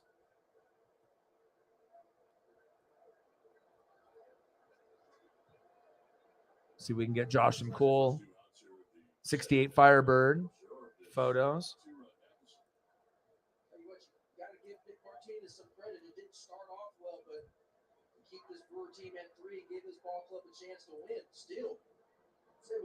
I mean, I seen shit like at Barrett Jackson. Man, there's some of the stuff is in crazy. That's the thing, right? It was that length. I want to get to 6 innings after giving up that 2-run shot early. Third hitter, right to Les. Opposite field, right field, and Odor, good defense there. All right, let's go to the bottom of the 7th. I'll try to get some photos up here. Oh, it's bobblehead night there. All right, bottom of the 7th. 3-1 Brew Crew. All right, let's try to get some more photos up here for Josh before he goes. Air Whitey in the building. What to do? So we got this one. Hi, Paisley. Ooh, look at that one. Keytruda is known to treat cancer. FDA approved for 16 types of cancer, including certain early-stage cancers. One of those cancers is triple-negative breast cancer. Keytruda may be used with chemotherapy medicines as treatment before surgery, and then continued alone after surgery when you have early-stage breast cancer and are at high risk of coming back. Obviously, you can see ones that have the different body work, but sometimes just the old front end and just the curves and the line and then the engine, the roar, and you get a little bit of everything there. All right, we're going to the bottom of the 7th. 3-1 Brew Crew. Let's see who's up next, and I'll get some more photos. All right, Padres that are due up. What do we got? Next up for the Padres, 0 for 2 with a K, left fielder Juan Soto. Batting second in the order for the Padres, shortstop, 1 for 2, Xander Bogaerts. And batting third, 0 for 2, DH, the former Mariner, Nelson Cruz. I'll try to get a couple more photos in. Got some nice old school cause. All right, we'll take the Padre logo down. We got to just have the car by itself. Beautiful lines, man.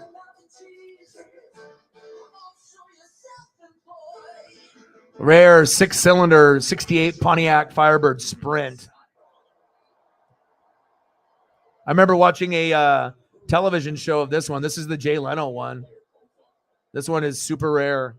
Jay Leno's Garage. Had that show that shows off his, oh my God, beauty. Timeout called for Soto. Like Jay Leno's collection of cars is fucking ridiculous. Anyone that knows anything about cars, when he was doing the TV show thing, he was getting one like every week. His investments in the cars are wild.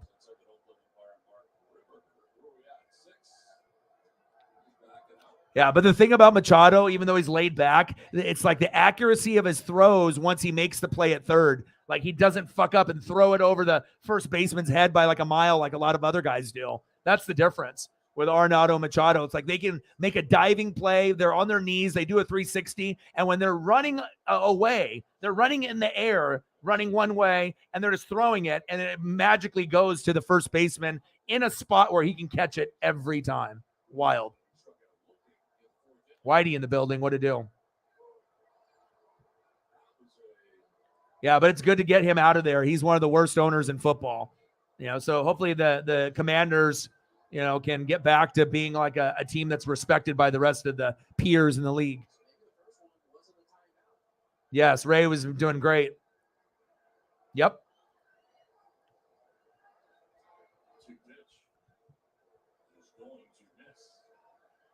2-2 count, 2 balls, 2 strikes. But I don't know how long you're going to stay in here, but I'll just give you kind of a preview of some of the stuff that I pulled out. Brand new Yelich, brand new Willie, brand new Rowdy. I tried to find a good swaggy one of Contreras, but they added his Booty-O one, so I had to get a swaggy one from his former team. Fire Garrett Mitchell, the future. Love him. And then you got Brian Anderson, Luke Voigt, the former Yankee, Bryce Terang, Brasso, Ray, and then I had a couple others up here. Other Brian Anderson that I was going to use if I needed. Soto popped up. Yelich, 1 away. Next up, shortstop, Xander Bogaerts.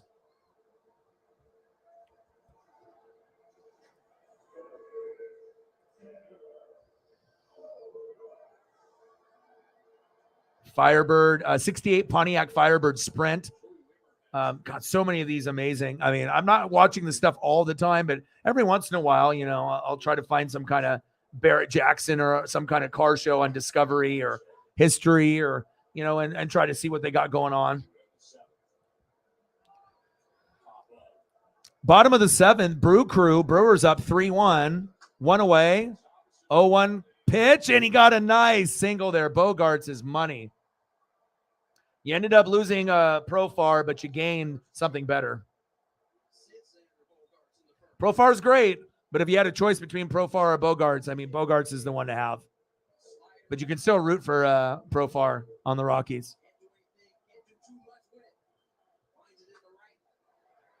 Yeah, probably a little bit overpaid per year, but he has a name. And sometimes you got to pay those guys.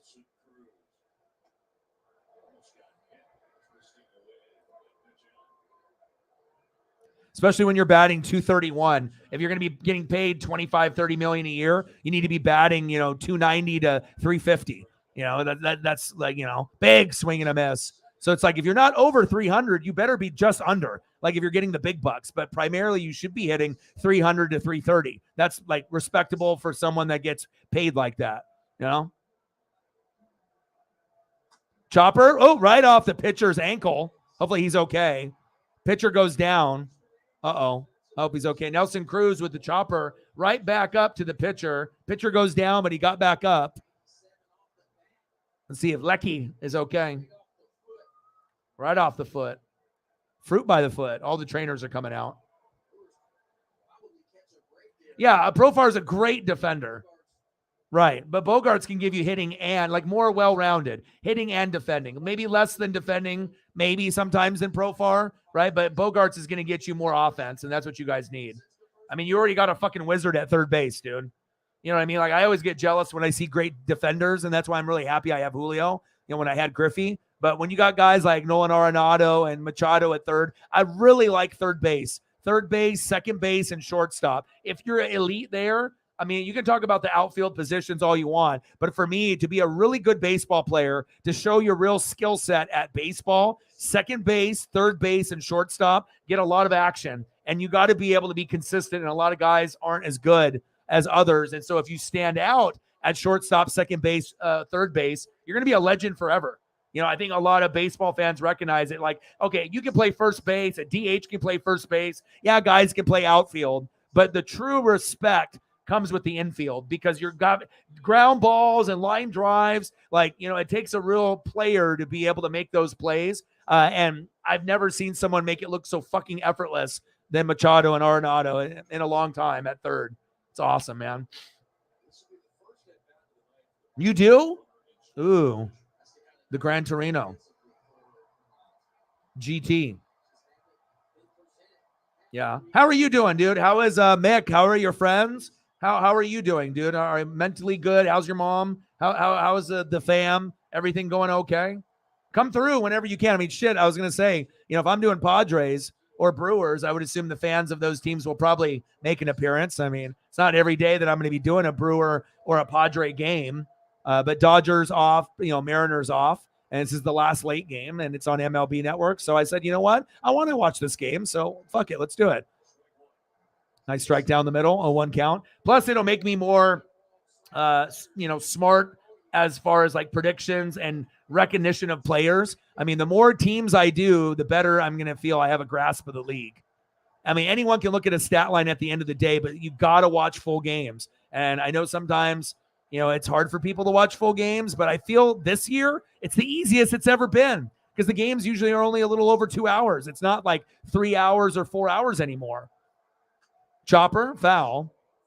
I'm super excited to go to Seattle and see the Cardinals, and hopefully the Cardinals and Mariners, we get some runs. I mean, I imagine pitching might be suspect, but hopefully then if the pitching is not going to be the greatest, hopefully we score a shitload of runs, and it's really exciting in both games I go to where both teams get to 5 to 12 runs, where it's like, okay, plenty of foul balls and plenty of souvenirs for O-Dog. And Justin, I got to get him a ball this year. Chop foul. I mean, the goal is to get me a ball and to get him a ball. But I got to get him a Mariner ball, you know what I mean? Because he's a Mariner fan. So if I get a Cardinal ball, I'll appreciate it to the fullest. Jordan Walker ball could happen. Arenado, Goldschmidt. Arenado and Walker are probably more likely because they're right-handed and I'm off third base. But then I can always get a ball from J.P. Crawford or Julio throwing it into the crowd after the inning ends, right, behind the dugout. I'll be right there. I'll be wearing the chain. I'll be wearing the hat, the do-rag. I'll have the whole fit. I mean, I don't know what. I mean, I got a lot of merch that I can wear. I do have that Griffey cutoff jersey, the vest with the turtleneck from like 1998. But I don't know if I really want to bring like a $500 to $800 jersey and turtleneck to Seattle. I mean, maybe I could, but I guess it just depends on the weather.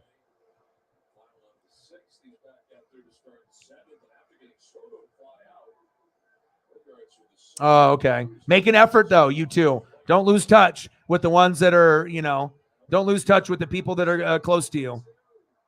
Double play by the Brew Crew. Wow. Oh, yeah. Exit velocity is fucking nuts, dude. Good to hear, man. And obviously, the only reason I ask is because I care. I'm always trying to be able to have the connection with people, and we already know how tough shit is. With COVID and everything else that happened before and after. And yeah, if anyone is a little bit sick or a little under the weather or has a doctor visit or a hospital visit, we just want to make sure we pray for everyone to slowly get better. Luke Voigt, yeah, he's just a role player. There's going to be players that are going to be better than him, no doubt. It's just going to be up to him to see if he can, improve his skill set. But he never really, to me, was like one of the, oh my God, we can't get rid of this kind of guy when he was on the Yankees. He's just a guy, But it could be worse. I mean, he's not batting under 200. He's almost there, but it's not like he's batting .69 or .90 like some of the guys on the Mariners, man. All right, end of the seventh, 3-1 Brew Crew. Let's go to the top of the eighth.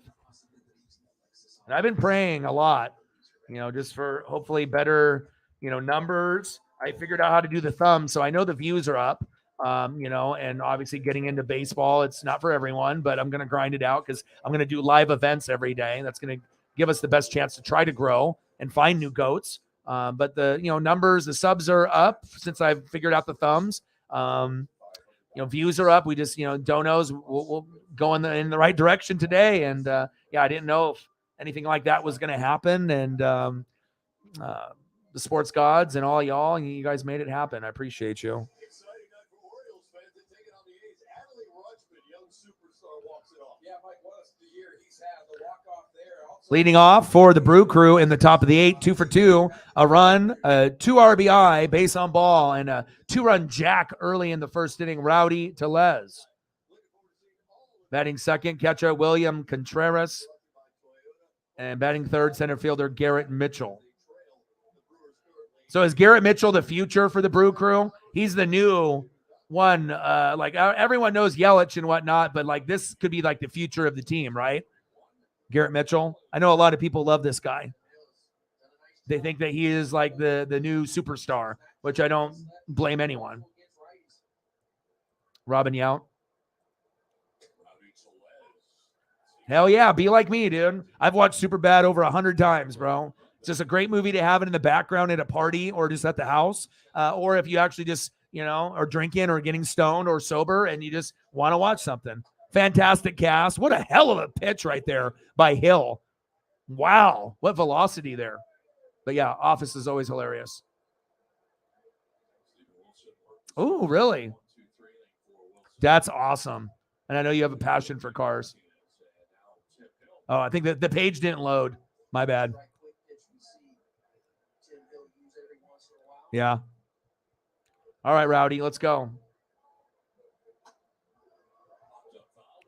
Popped foul. Top of the eighth, 3-1 Brew Crew over the Padres. Nobody on. No outs. 1 ball, 2 strikes to Rowdy. And I like, when I know people love, certain things, I love seeing it on the screen. 1 away. I just get it, man. Everyone has their favorites, and I could be like, Mariners with Griffey and Julio, but I get like, if I know people love, the Brewers, like I really start to get attached to the players and the colors and the history, and it's just nice to be able to showcase different teams other than just the Mariners or the Dodgers. So, all right, let's see what William Contreras can do here. Tried to find a good Brewer photo, but they were all ass. Pitch is high. 1 ball, no strikes. But this one's pretty fire. Cool fucking hat. Nice shades.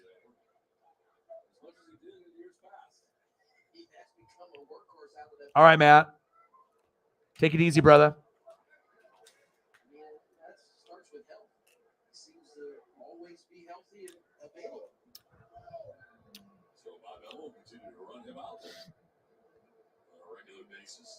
Oh, yeah, they definitely have one of the best logos. especially when they got the MB inside the mitt with the ball in it. Of course. I mean, I could say that about the Blazers pinwheel, also as being not only just for NBA, but that's one of the coolest logos I feel in sports as well.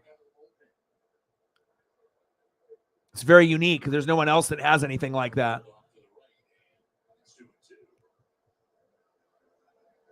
You guys got cool colors too. With the like, I know blue and yellow ain't gonna be for everyone or whatever, but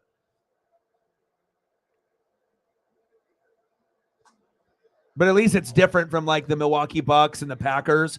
Would you have preferred it be green and white or yellow, green and yellow, like the Packers or the Bucks?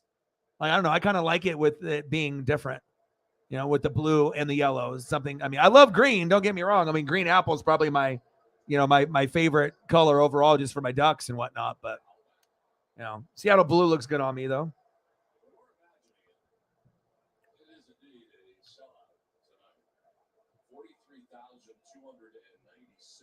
I don't.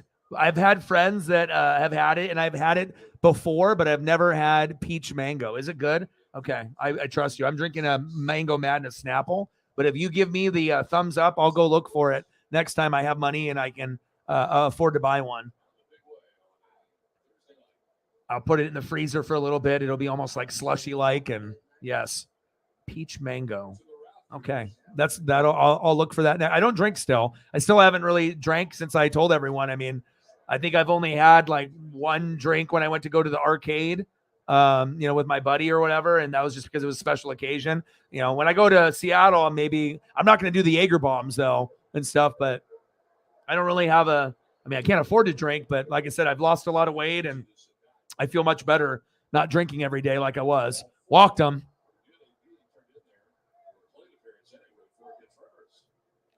Is that it? What a terrible day. What a terrible player.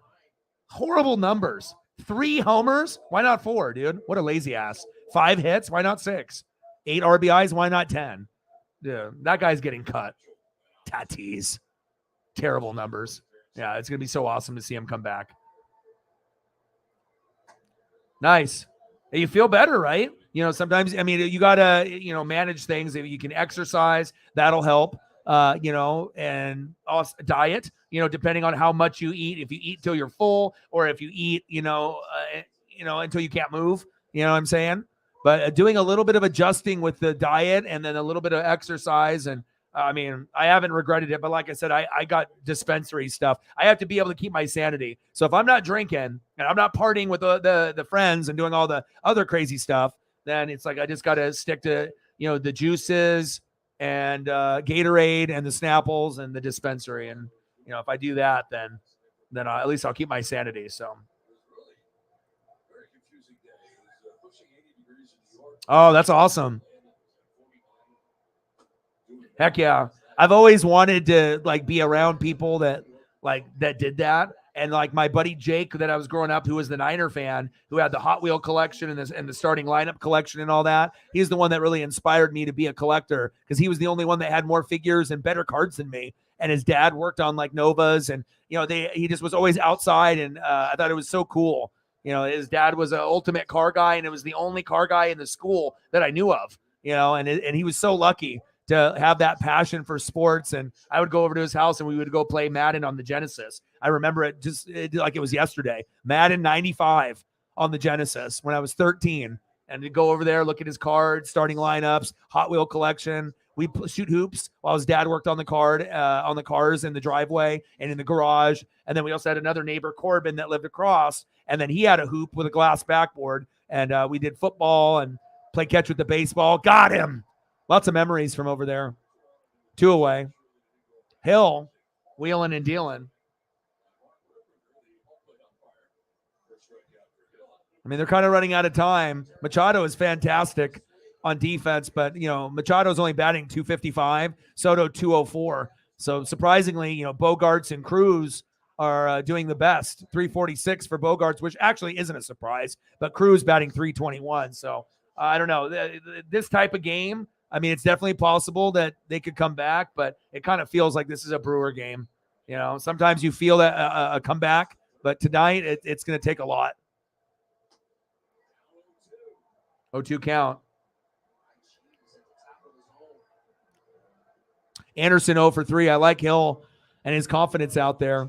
Top of the 8th, 3-1. Brew Crew, 2 outs, runner at first. No ball, 2 strikes, 0-2 pitch. Pitch is high. 1 ball, 2 strikes.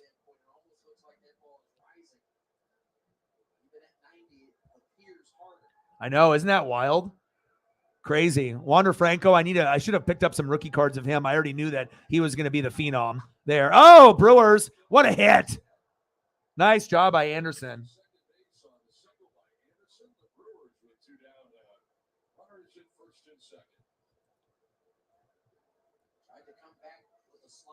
See if they keep up Luke Voigt or if they make a change at DH.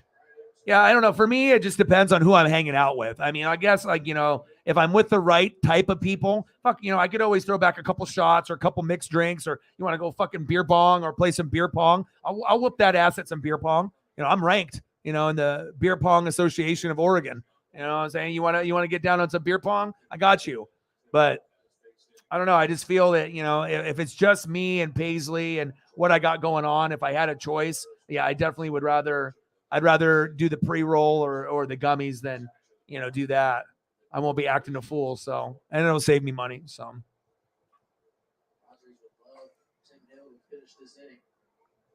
The Devil Rays and the Marlins throwbacks this year. Fucking beautiful, dude. Fucking beautiful. Like the 97s, like the old school Marlins, and then the Rays are, they're the white ones. So beautiful, man. It's like perfection. Just throwback stuff. This looks so great. I'm not really too thrilled about the Tampa creamsicles unless they do the white version of the jersey with the orange numbers. The orange with the white numbers is just too much orange. I don't want to look like the fucking Tennessee Volunteers out there. You know what I mean? I think that if they ended up doing like the white helmet with a little bit of creamsicle, but don't do the creamsicle orange and then just a little bit of white. Do the white jersey, white pants with the orange stripes, and then creamsicle just as the numbers. Primary white, just, lay back on the cream. Creamsicle too much, man. It's just, I own a Doug Williams jersey, but it's just, I don't know, man. Orange is not my color. It's just, I have it, I'll rock it, but it's just not for me. Orange is not for me. Some people look really good in orange, but I feel like orange, sometimes I feel red is not really a color. Everyone's got colors that I usually like black clothes the best because, you can wear anything with it, but it just depends, I guess, on your team colors, which are all over the board for me. Black, red, and white for Blazers. Red and black and white, and obviously with the pewter with the Tampa. And then I got the green apple and all kinds of duck colors, like all the colors in the fucking rainbow. They've had jerseys of everything, right? And then Mariners with the blue. Get him. Got him. All right, we're going to the bottom of the 8th.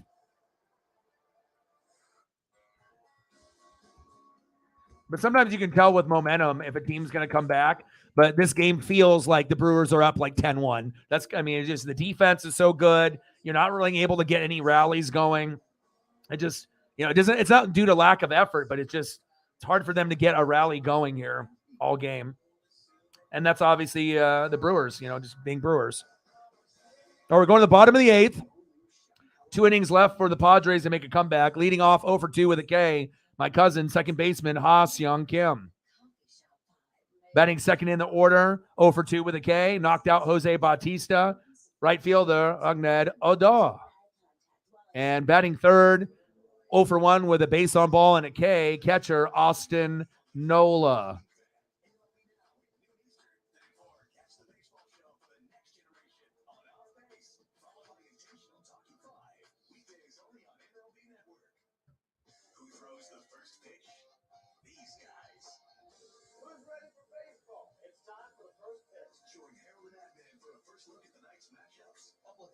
Oh, City Connect. A lot of City Connect jerseys are dope. Yeah, black's always been like, you know what I mean? Because I can wear wrestling clothes, wrestling T-shirts come in black. You can always find merch. As far as sports team stuff, you want to kind of stick to the colors usually of the team. But, if I'm looking at just other clothes to wear and whatnot. But for me, I love vintage wrestling T-shirts and also modern day. So it's like, I know some people, they want to, and I got like all these Ralph Lauren, $80 to $100 polos in like every color. the light blue, the dark blue, the black, all these crazy patterns, all the swaggy, I got all those in the closet, but that's just not me, dude. Like, that's like you're forcing me to wear that shit if I'm at a job. You know what I mean? But if I want to just be laxed, I want to make sure I wear my sports gear, and then I love the wrestling vintage. But yeah, I'm definitely leaning towards like black shoes, black, slides. It could be black and white. You know what I mean? Just goes with everything. You know what, brother? Yeah, not everyone can be Cal Raleigh, big dumper. Yeah. But like I said, it might not be very good, but you got to compare your team to others, and then you'll really see, yeah, he's only batting 100. There's guys right now that are on teams that are fans in this room where we have people in our lineup that are batting under 100. Bro, it's not fun. But yeah, hopefully he can turn it around. Facts. Matt Bush is on the mound, and we're in the bottom of the 8th. We'll see if the cousin, Ha-Seong Kim, can get something going for your Padres. First pitch, outside, 1 ball, no strikes. It's very rare to be able to be good at both, being a defender and a hitter. And I think it really does show an appreciation, for baseball. Once you see someone like Machado in front of your eyes, if you didn't pay attention, and then you watch other games or other teams, and you start to realize, like guys like Machado and Arenado, how blessed you have to be as a fan if you have that guy on your team for the two of you. It just makes the thing so enjoyable, when you get a well-rounded player compared to maybe like a Soto where, he's going to give you the hits. Sometimes he slumps. He'll give you some defense, but obviously it's nowhere near the elite status of Machado or Arenado at third. I mean, if we're talking about like Mike Trout, Julio, Aaron Judge, guys like that, Stanton, certain guys that can make some amazing plays in the outfield, then that matches up to third base play. But you have to be able to cover a lot of ground. You got to rob home runs. I need to see you fucking dive. You need to be able to do all the things that make you elite out there. And there's a lot of outfielders that aren't elite. They're just good. Chopper towards first. One thing about Aaron Judge that always surprised me is that for as tall and as much as he weighs, he really moves fast as an outfielder out there. I mean, we already know about his hitting, but I think his defending is a little underrated as far as his size. He doesn't look like he could, do the things that he does. Okay. No worries.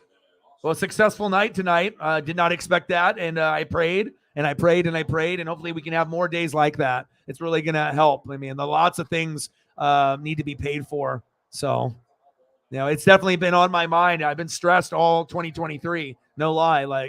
2023 has been probably one of the stressful years that I've had, honestly. But, we got some great people in this room and part of this channel. Bottom of the 8th, Brew Crew up 3-1 against the Padres. They take a little meeting here. Make sure they get the correct pitch for Bush. Bush.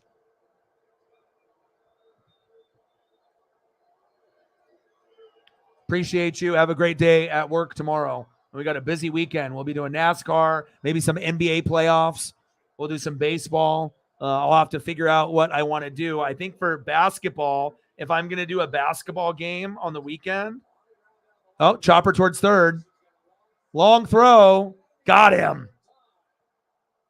Okay, let me look real quick. So the play-in is tomorrow. Bulls, Heat, Thunder, Timberwolves. Not interested.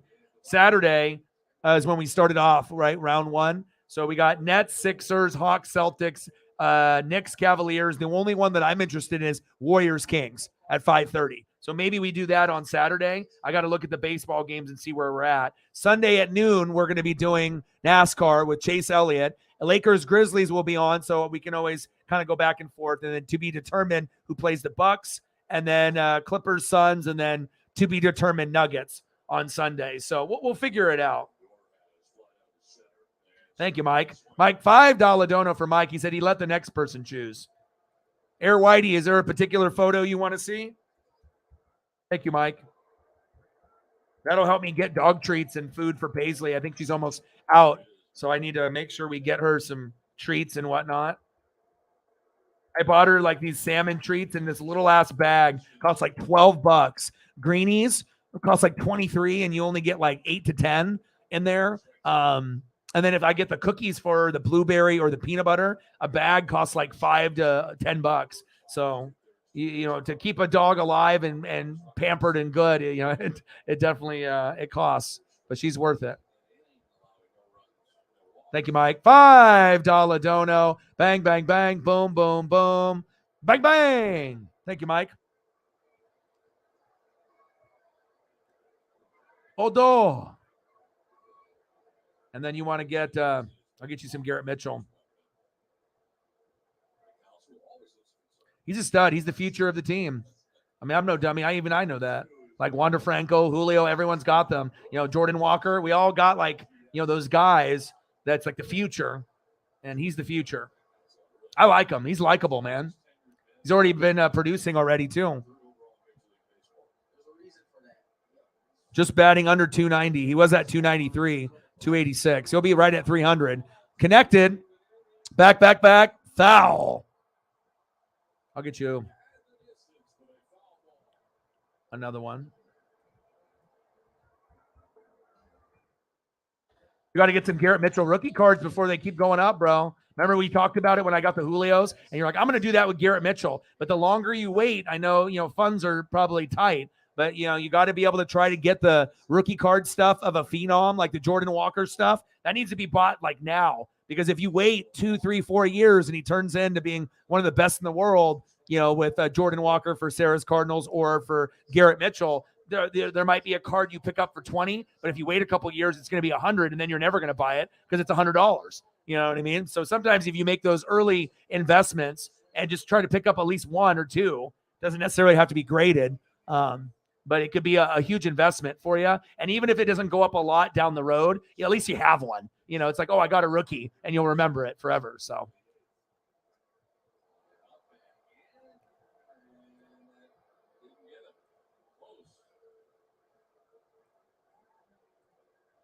I'm going to try to watch more Brewer games just for him. I got you, man. He just looks like a stud. You just look at pictures of certain athletes and they just have that aura, that vibe. You just know, you know what I mean? That certain guys, even though Yelich probably hasn't been as good as the money that they've been paid and his numbers are down, he needs to be better, but at one point or another, he was the man. And now he's just trying to get back to that. But if you guys, at one point, how many more years does he have on the contract? Because I imagine some of the Brewer fans would probably be like, let's get rid of him and get someone else so we can get another Garrett Mitchell. So we can have 2 Garrett Mitchells instead of Yelich if he's not going to produce. Because, I mean, if you're only getting 231 average and you're, getting paid like you should have a 331 average, that's a fucking problem. And I imagine a lot of Brewer fans are fed up with him. So. I was going to ask you about that too. Ouch. 5 more years. That's 5 years too long. I imagine if you could have him for a year or 2, dump him off, get something, and then try to get someone else. Obviously it's going to be, the name recognition, but as Brewer fans know, name recognition is nothing. It's like, yeah, you could have a couple good years, but people remember those couple years. But what has he done in the last few years since the historic years from a few years back?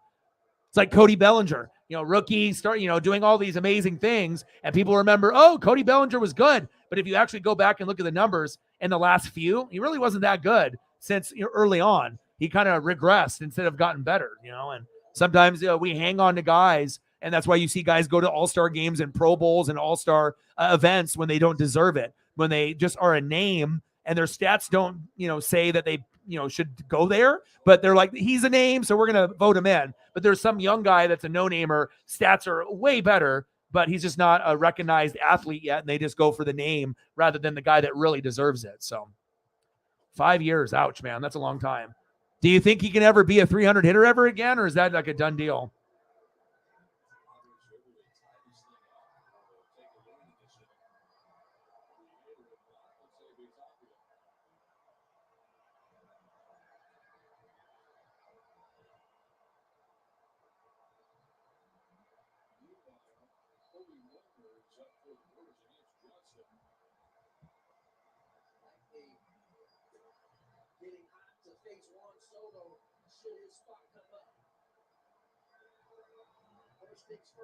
Okay, good. Yeah, Prince Fielder, Ryan Braun. That was that guy. The Ryan Braun with if that would have actually worked out, what could have been? Ricky Weeks, Richie Sexton. Oh my God. Yeah, Richie was good for you. Richie was pretty good for the Mariners too. I remember when he came over, we rooted for him. You get those tall, lanky guys like that. Wow. Richie Sexton.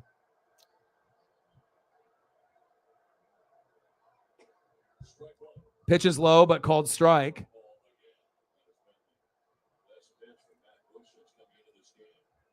Bottom of the 8th, Brew Crew up 3-1 on the Padres.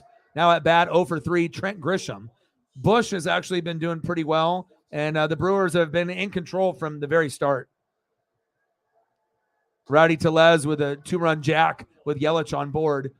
Machado homered after that in the bottom of the first to make it 2-1. And then Brosso, solo shot in the 5th, and then nothing since. So relatively light game, only 6 hits for Milwaukee, but they made it count with 2 homers out of the 6. San Diego has 4 hits and 1 homer out of those 4. Oh, Grisham, back. Gone. Wow, there's the comeback. Wow, 3-3. What a comeback. Wow, it did not look like they would be able to do it. Wow, Grisham. He made him pay. Oh, my. Electric.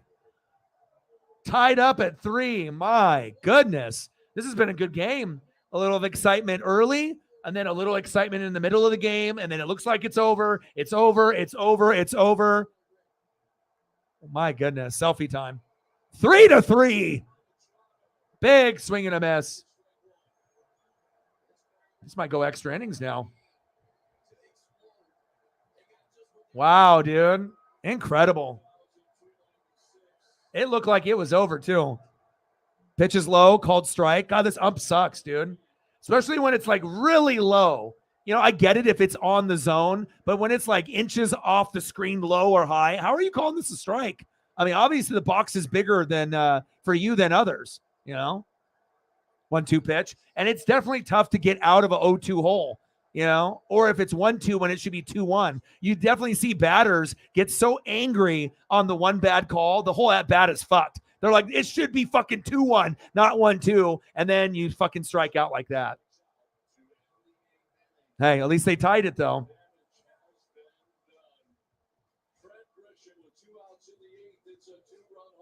Unbelievable. Good game. To the top of the 9th.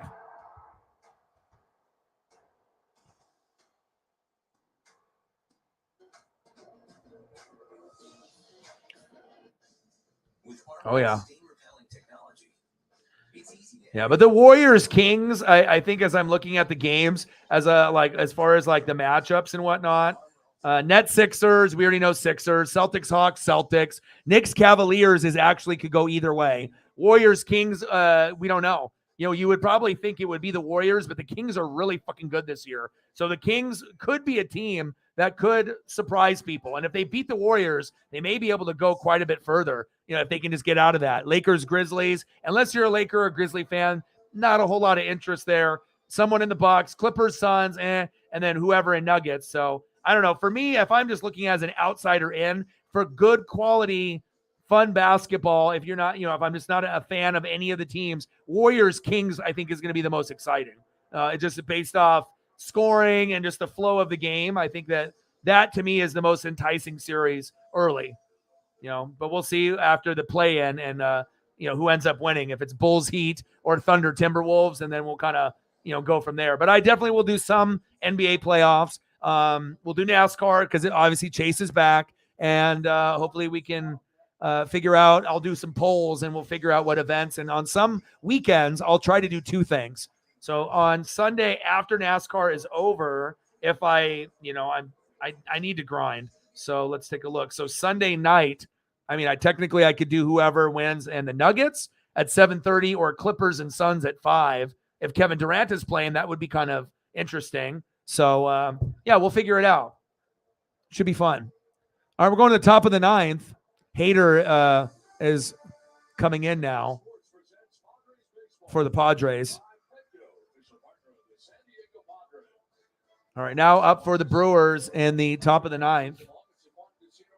Leading off, second baseman, 0 for 3 with a K, Bryce Terang. Batting second in the order, third baseman, Mike Brosseau.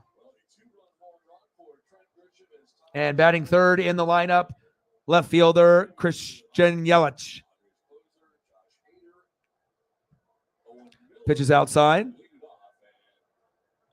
1-0 count.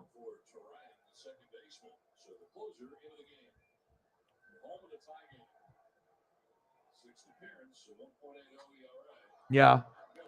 Also, for your environment out there in the South, your weather is different than me out here in Oregon or people in the Northeast or the Midwest. So, yep. You're a working's man, you know? America, that's what it's about. You know, working on the cars, living your best life.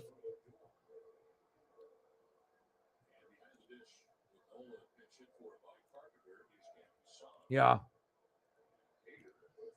I mean, if the Lakers beat the Grizzlies, I mean, I know Laker fans are optimistic, and I mean, I think the Lakers bench and the way they play, if LeBron and Anthony Davis and the whole Reeves, if you can get a full complement, you guys can beat them.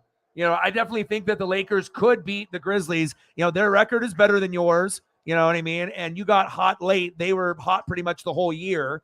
And we can't take away the fact that they were like the number 2 team pretty much the whole year underneath Denver. And then you got Sacramento and Golden State and a few of these other teams. But the way that the Lakers have been playing, it's going to be tough, but they do have a slight chance. It's probably not a great chance, but I would assume most people think it's going to be Grizzlies 60%, Lakers 40, you know, or 65-35. But hell, if you have a 35% chance and LeBron and AD and Reeves and all the guys go off and the bench is great and the defense is great and the effort is there, hell yeah, you guys can win. And that would shut the hell up out of Dylan Brooks. And I know people would love that. So not everyone likes the Lakers, but you know, I'm kind of rooting for maybe an upset in that series. I don't really give a shit about the Grizzlies. I know they're good, John Morant, whatever, but fuck it. You know, I'm a Blazer fan, and normally I'm not supposed to root for the Lakers to win, but I think I'm rooting for the Lakers to upset the Grizzlies. I don't know if they can do it, but, you know, I'll see. I might end up doing a game for you, Jameson. We'll see, man. I haven't done any new basketball thumbs since I figured out my technique, but I know I'm looking forward to the opportunity on doing like NFL ones this season, as well as, you know, doing an NBA one.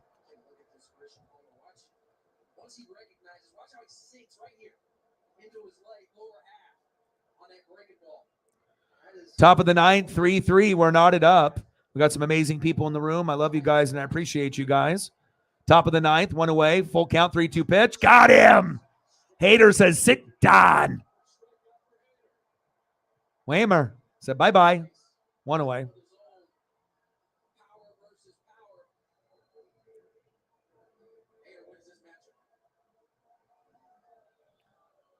They had to DH him.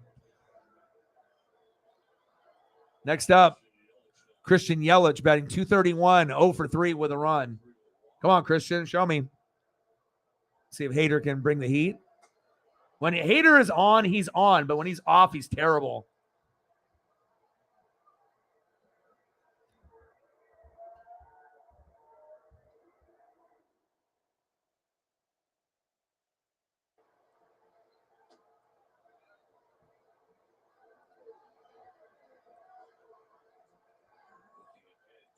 Of course, I'll give you some Hader love.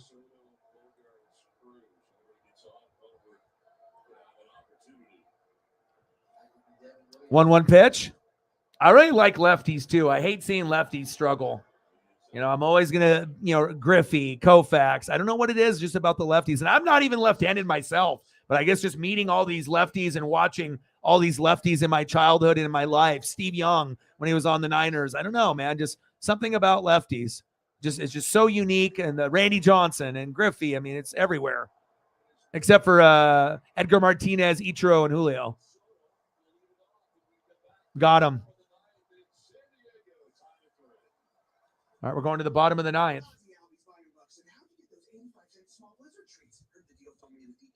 Deals only in the BQ app, but it's only for a limited time. So you got to hustle. Already got mine. Way to go, Craig. DQ, happy tastes good. Do DirecTV is a leader in sports, but Jeff doesn't have DirecTV, so he's watching baseball. Hater in the house. I mean, Hater is one of those guys, like when he's on, he's like really exciting. Like as far as guys that come in at the end, you know, there's only a few closers. We don't really have a whole lot of Mariano Rivera's anymore, let's be honest. You know, there's a few guys, Edwin Diaz, you know, there's, you know, music and, you know, there's a whole buildup. But, you know, Hater, when he's on, it's just really fun to watch him go out there. But when he's terrible, it's like the inning never ends. And instead of it just being like a little bit of bleeding where it's like, okay, you know, the game is 3-3, he gets in there and the game's like 4-3 or 5-3 and then you lose. No, sometimes it ends up being where it's like 3-3, he gets in there and then you lose 7-3 and you're like, what fucking happened? But, you know, that's baseball sometimes for you. All right, let's take a look to see what the Padres got here in the bottom of the ninth, if they actually have a shot here. All right, leading off for the Padres, 0 for 3 and a K, surprising, Juan Soto. Batting second in the order, 2 for 3 today. Shortstop, Xander Bogaerts, one of the best on the team. And batting third, unless they make a change at the last minute, is DH, 1 for 3, Nelson Cruz. Former Mariner. I always liked him. Never had a problem with Nelson Cruz, ever. Always liked Nelson Cruz more than Robinson Cano. Like I already knew paying him that money from the Yankees was a mistake. But at least I got someone that is like a hero besides my dad to me with Griffey. Now I got a Julio. So, I mean, I'm always going to be incredibly happy. And it's not like Julio going anywhere anytime soon. So for the next, you know, hopefully 15, 20 years of my life, I'm going to be able to enjoy, you know, rooting for a Ken Griffey Jr. like type of player. And yeah, I can only imagine the type of how much memorabilia I'll have of Julio 15 years from now. So got to get another Julio ball this year too. I need that. I need that, baby. Ballin'. I need that. So I need another J-Rod ball. Foul ball, J-Rod. Oh, dog.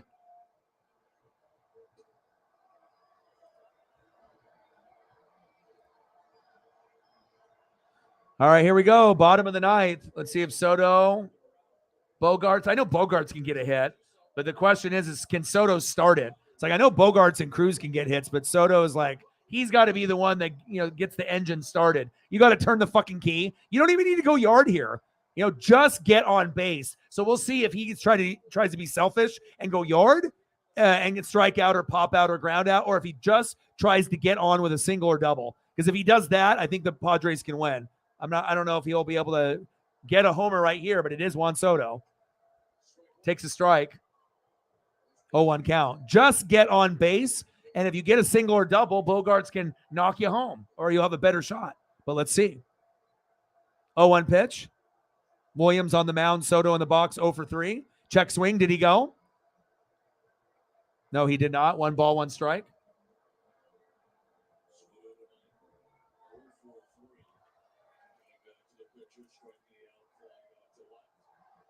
Oh, yeah.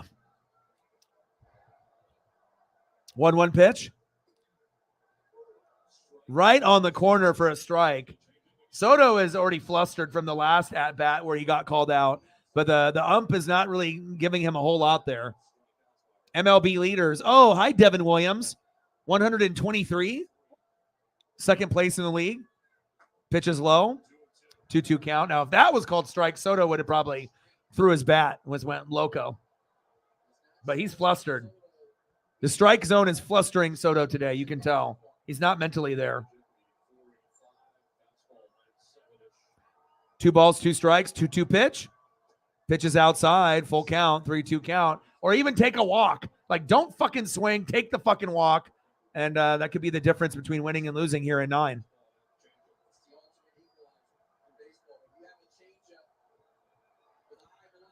Change up.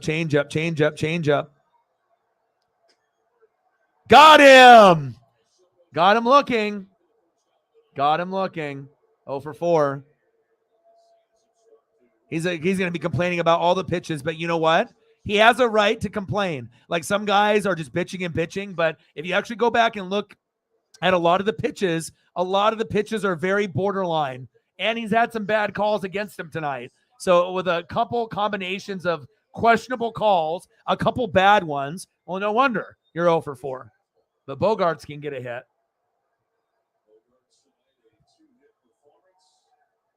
Oh, yeah?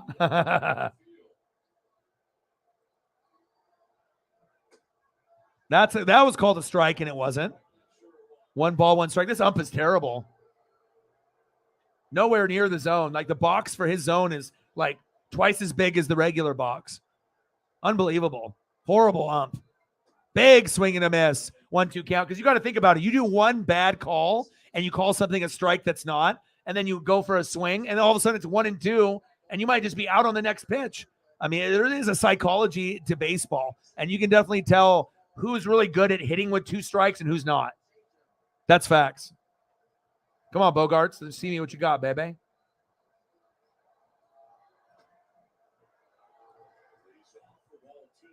Two balls, 2 strikes.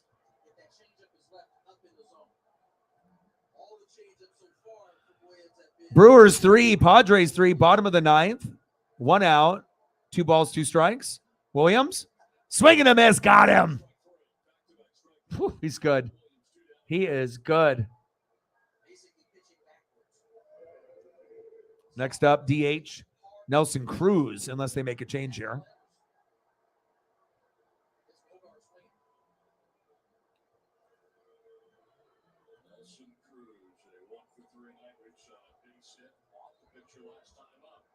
Pitch is low.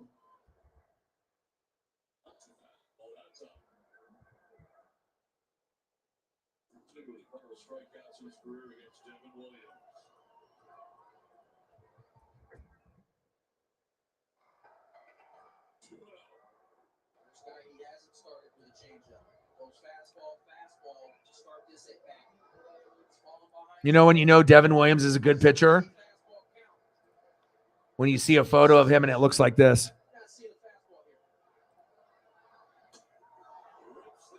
Foul. Oh, someone got a foul ball. Get that.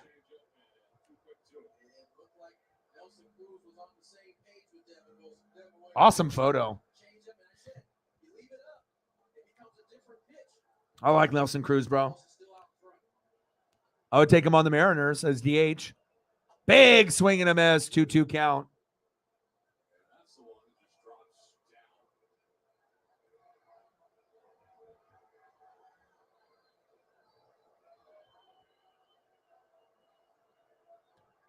Two pitch. Got him. Sit down. Wow. We're going to extras.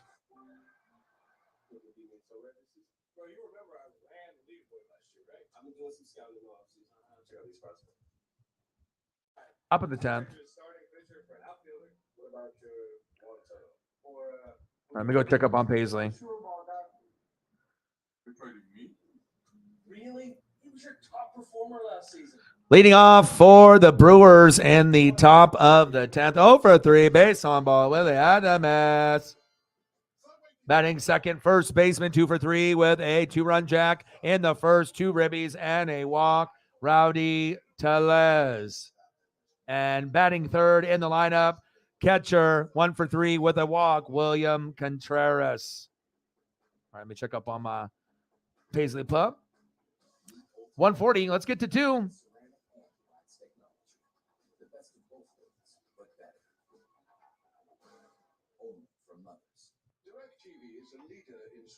All right, give me 1 sec. DirecTV, so he's watching baseball at his weird neighbor's house. He's all right. I love watching the game with you.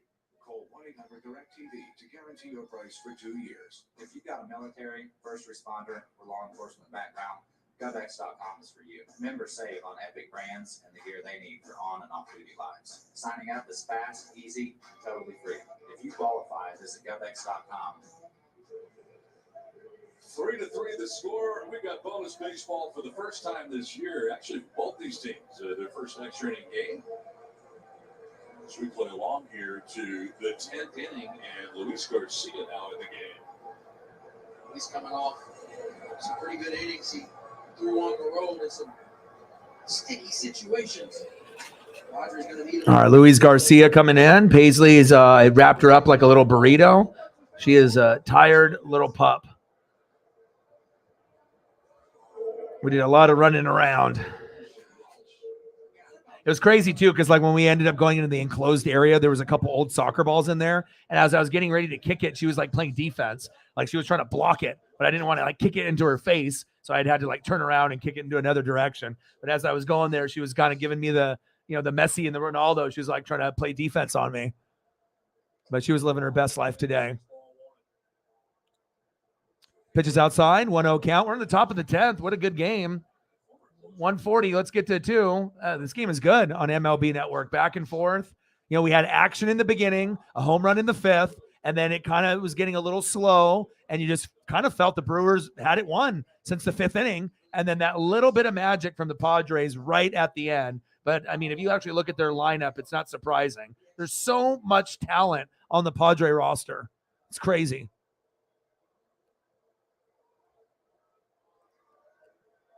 Big swing and a miss. 1-2 count. 1 ball, 2 strikes. We got the ghost runner at second. I'm not sure if I like the whole ghost runner thing, but I guess they do that to try to end the games quicker. Exactly. I don't like the ghost runner. Oh, Adames. Back.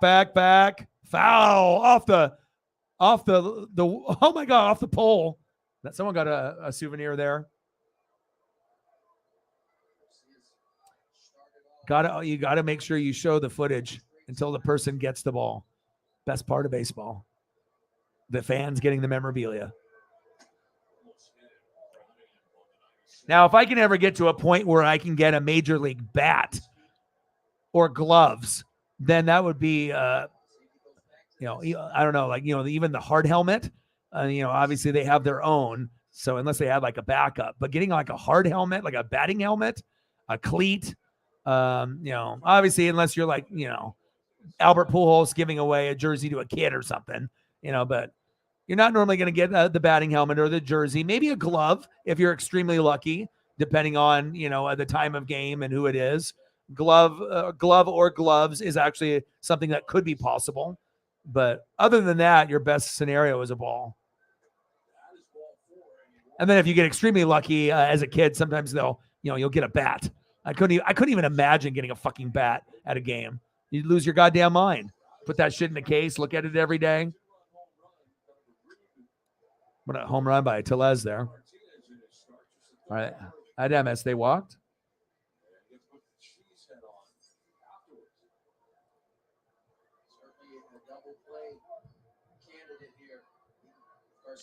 Yeah, she loved it. I did it on the fly, I mean, I was just like, we were walking and we were going to do our normal 1 hour walk and then try to pick off at second. Goes back to second there. But I decided to keep going. And there was a park a little bit down the road from my place and, walked all the way there and then went down into the park. They have a basketball court that's beautiful, a beautiful baseball field, a big soccer field. And then if you walk down further, there's water that leads to like a certain water area with obviously the deckage and whatnot where you can sit down and, just chill near there. And there's also dog play areas with a lot of trees and walking areas for dogs and then, enclosed areas where you open up a gate and then you'd have this big area for the dogs to play and run around and socialize. Oh, we're going to third.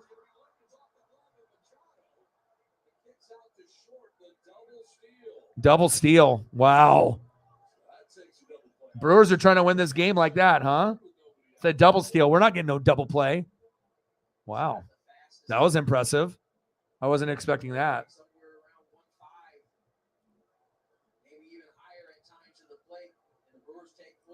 For hockey. Yeah. I'll do some Stanley Cup. I don't mind doing hockey playoffs. It's fun to watch. Like, even if you don't know all the rules or you don't know all the player names, it's a very easy thing if you're watching it with people that are into it to get into. Plus, the energy from the crowd in playoff hockey is cool. It's, a lot of energy and passion for sure. Top of the 10th, runners on second and third, 2-1 pitch. Tellez. Back. Caught. Tagged up. Yelich. 4-3 Brewers.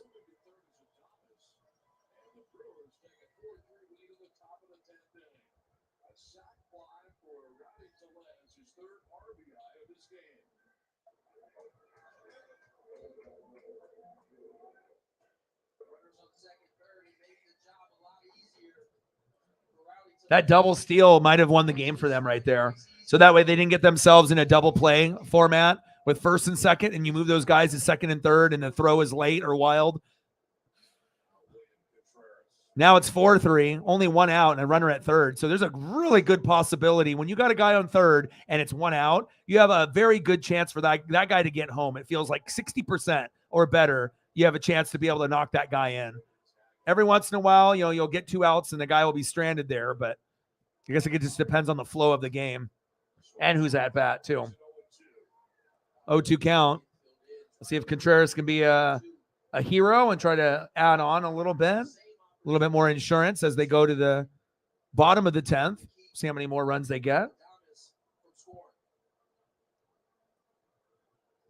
0-2 pitch. Got him.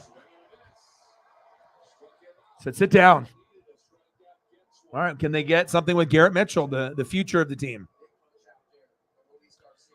And honestly, if you could have anybody up at bat, that's probably who I would want, is him. Even over Yelich. If I had a person in this scenario, this is the guy that I would want up, him or Rowdy. But this is the number one option, so we'll see if he can make a name for himself here.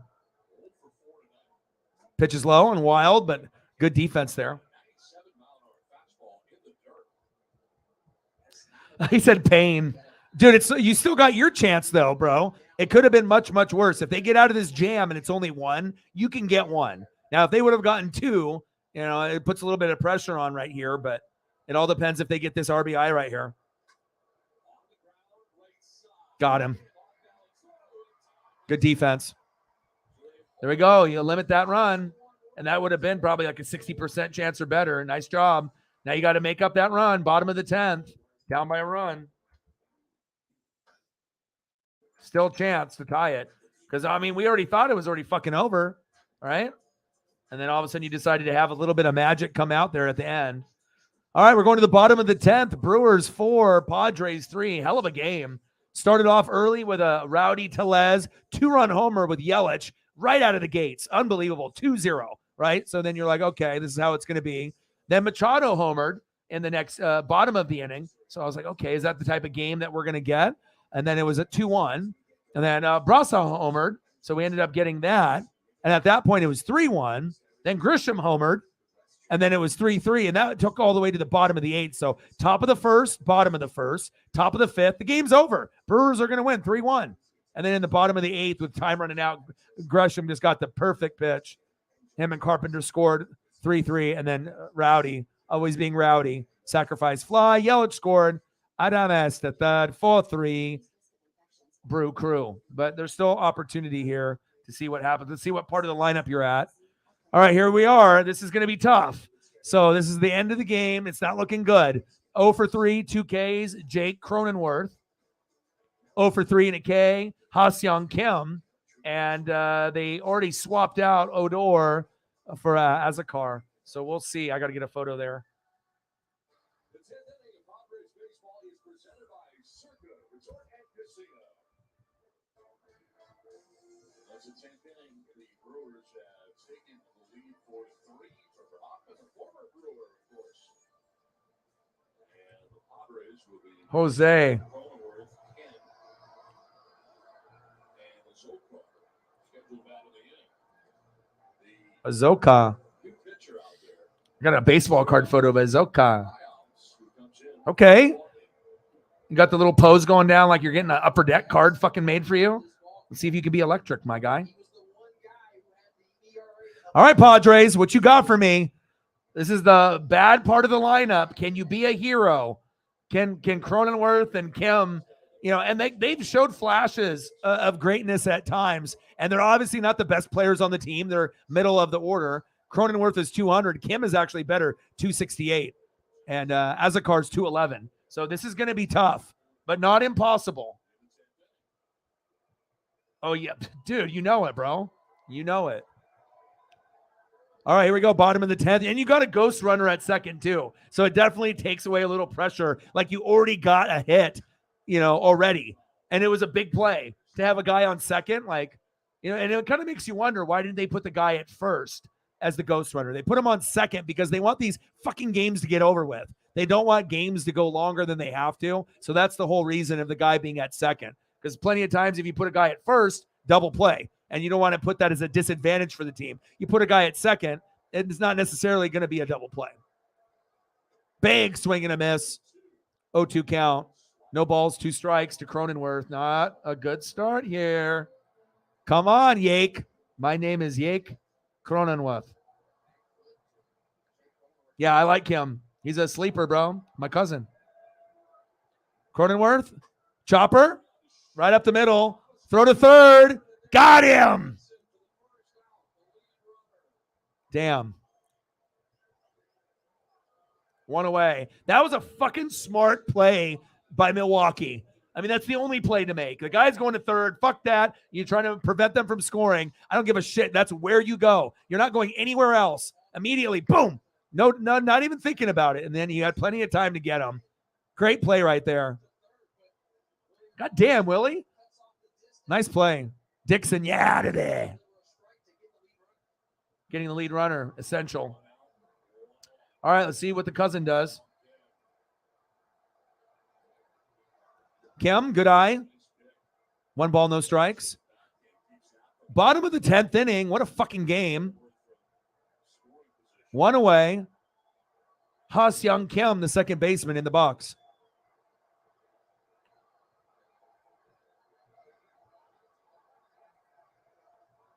One 0 pitch. Ooh, should have swung there. Right down the middle, 93 miles an hour. 1 ball, 1 strike. 0 for 3 today. A strikeout, a fly out, and a ground out. So at least he's consistent. He likes to do everything. So let's see what this one is. 2-1 count. Maybe a walk. He wants to have a different result each time. Strikeout, ground out, right? Pop up, line out. Unless you get a home run. Kim. Chopper. Injured himself right there. Fucking swung and broke his shit. My neck and my back. Fucking fouled that off his foot. Ooh, fuck. He fouled that off his foot like a motherfucker. Damn. My cousin, help him. Elliot, go help my boy, dude. Oh, my God. Dude, I didn't know it was that hard like that, dude. Hopefully he didn't fracture a toe. Sometimes that's what, like, something like that will happen, and like you'll walk it off, and then the game is over. They'll do the X-ray, and he'll have like a cracked bone or something. Hopefully it's, yeah, that should make you tear up and cry, dude. Fucking A. He got all of his foot off that foul ball. I can only imagine that pain. I mean, it's one thing to get hit by a baseball, but to foul off a baseball off the velocity of the pitch, once it hits your bat and goes directly into your fucking foot. Hail to the no, bro. Are you kidding me, dude? Fuck no.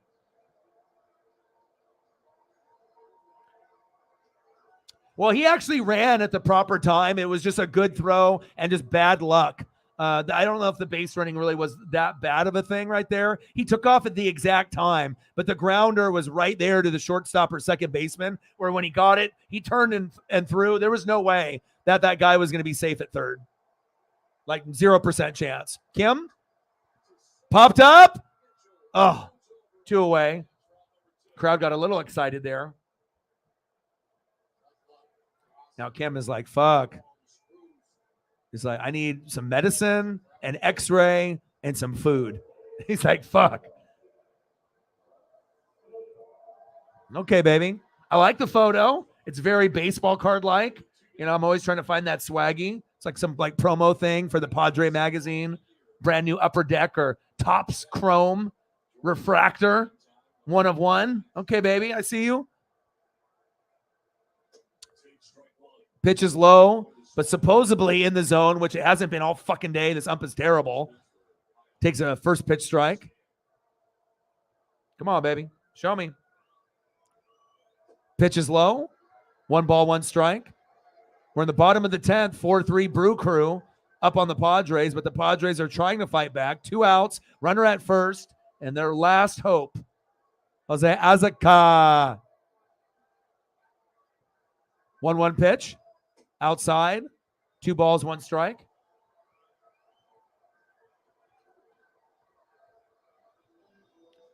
Oh my God, are you kidding me? Yes.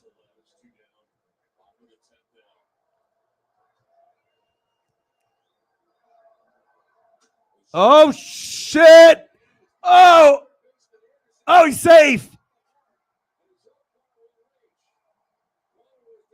Oh, you are so fucking lucky. You are lucky. Oh, Elliot, you are lucky. Didn't need one right there. Perfect hit. Oh, and I knew that would be a tough play right there. Now, if that's Manny Machado, maybe you have a chance, but look at this. He scoops it, does the 360, and then the throw is just way off. 5 feet off the bag.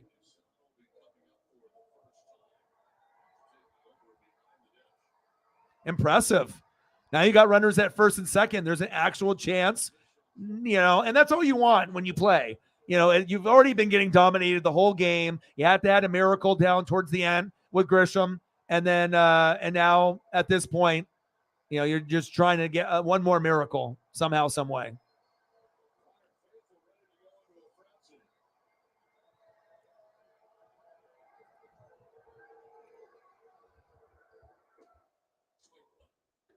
A 1 count.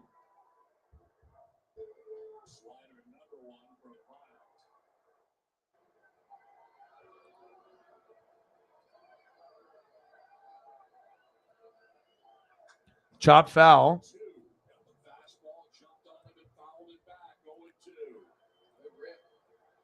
Your boy has to work quick.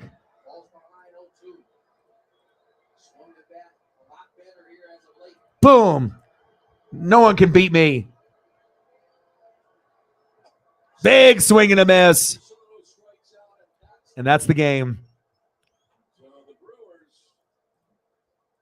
bend but do not break as the Padres are tied it up in the 8th, but the final is Milwaukee 4, San Diego 3 in 10 innings. It's time for Padres Live, the postgame show. Mike Pomeroy puts in store. Out of here for Bob Melvin.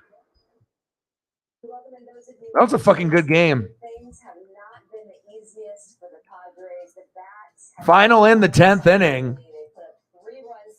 Brew Crew 4, Padres 3. What a game.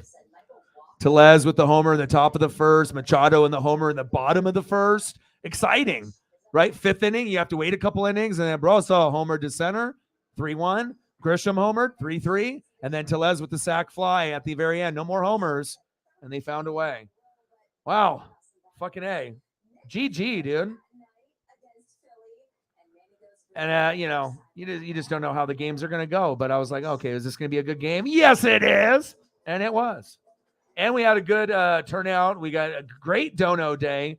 Things have been so challenging. So I appreciate you guys very, very much. I know Paisley's probably waiting on me, wants to snuggle and stuff and do that. So we'll be back tomorrow for probably, let me see what the schedule is tomorrow.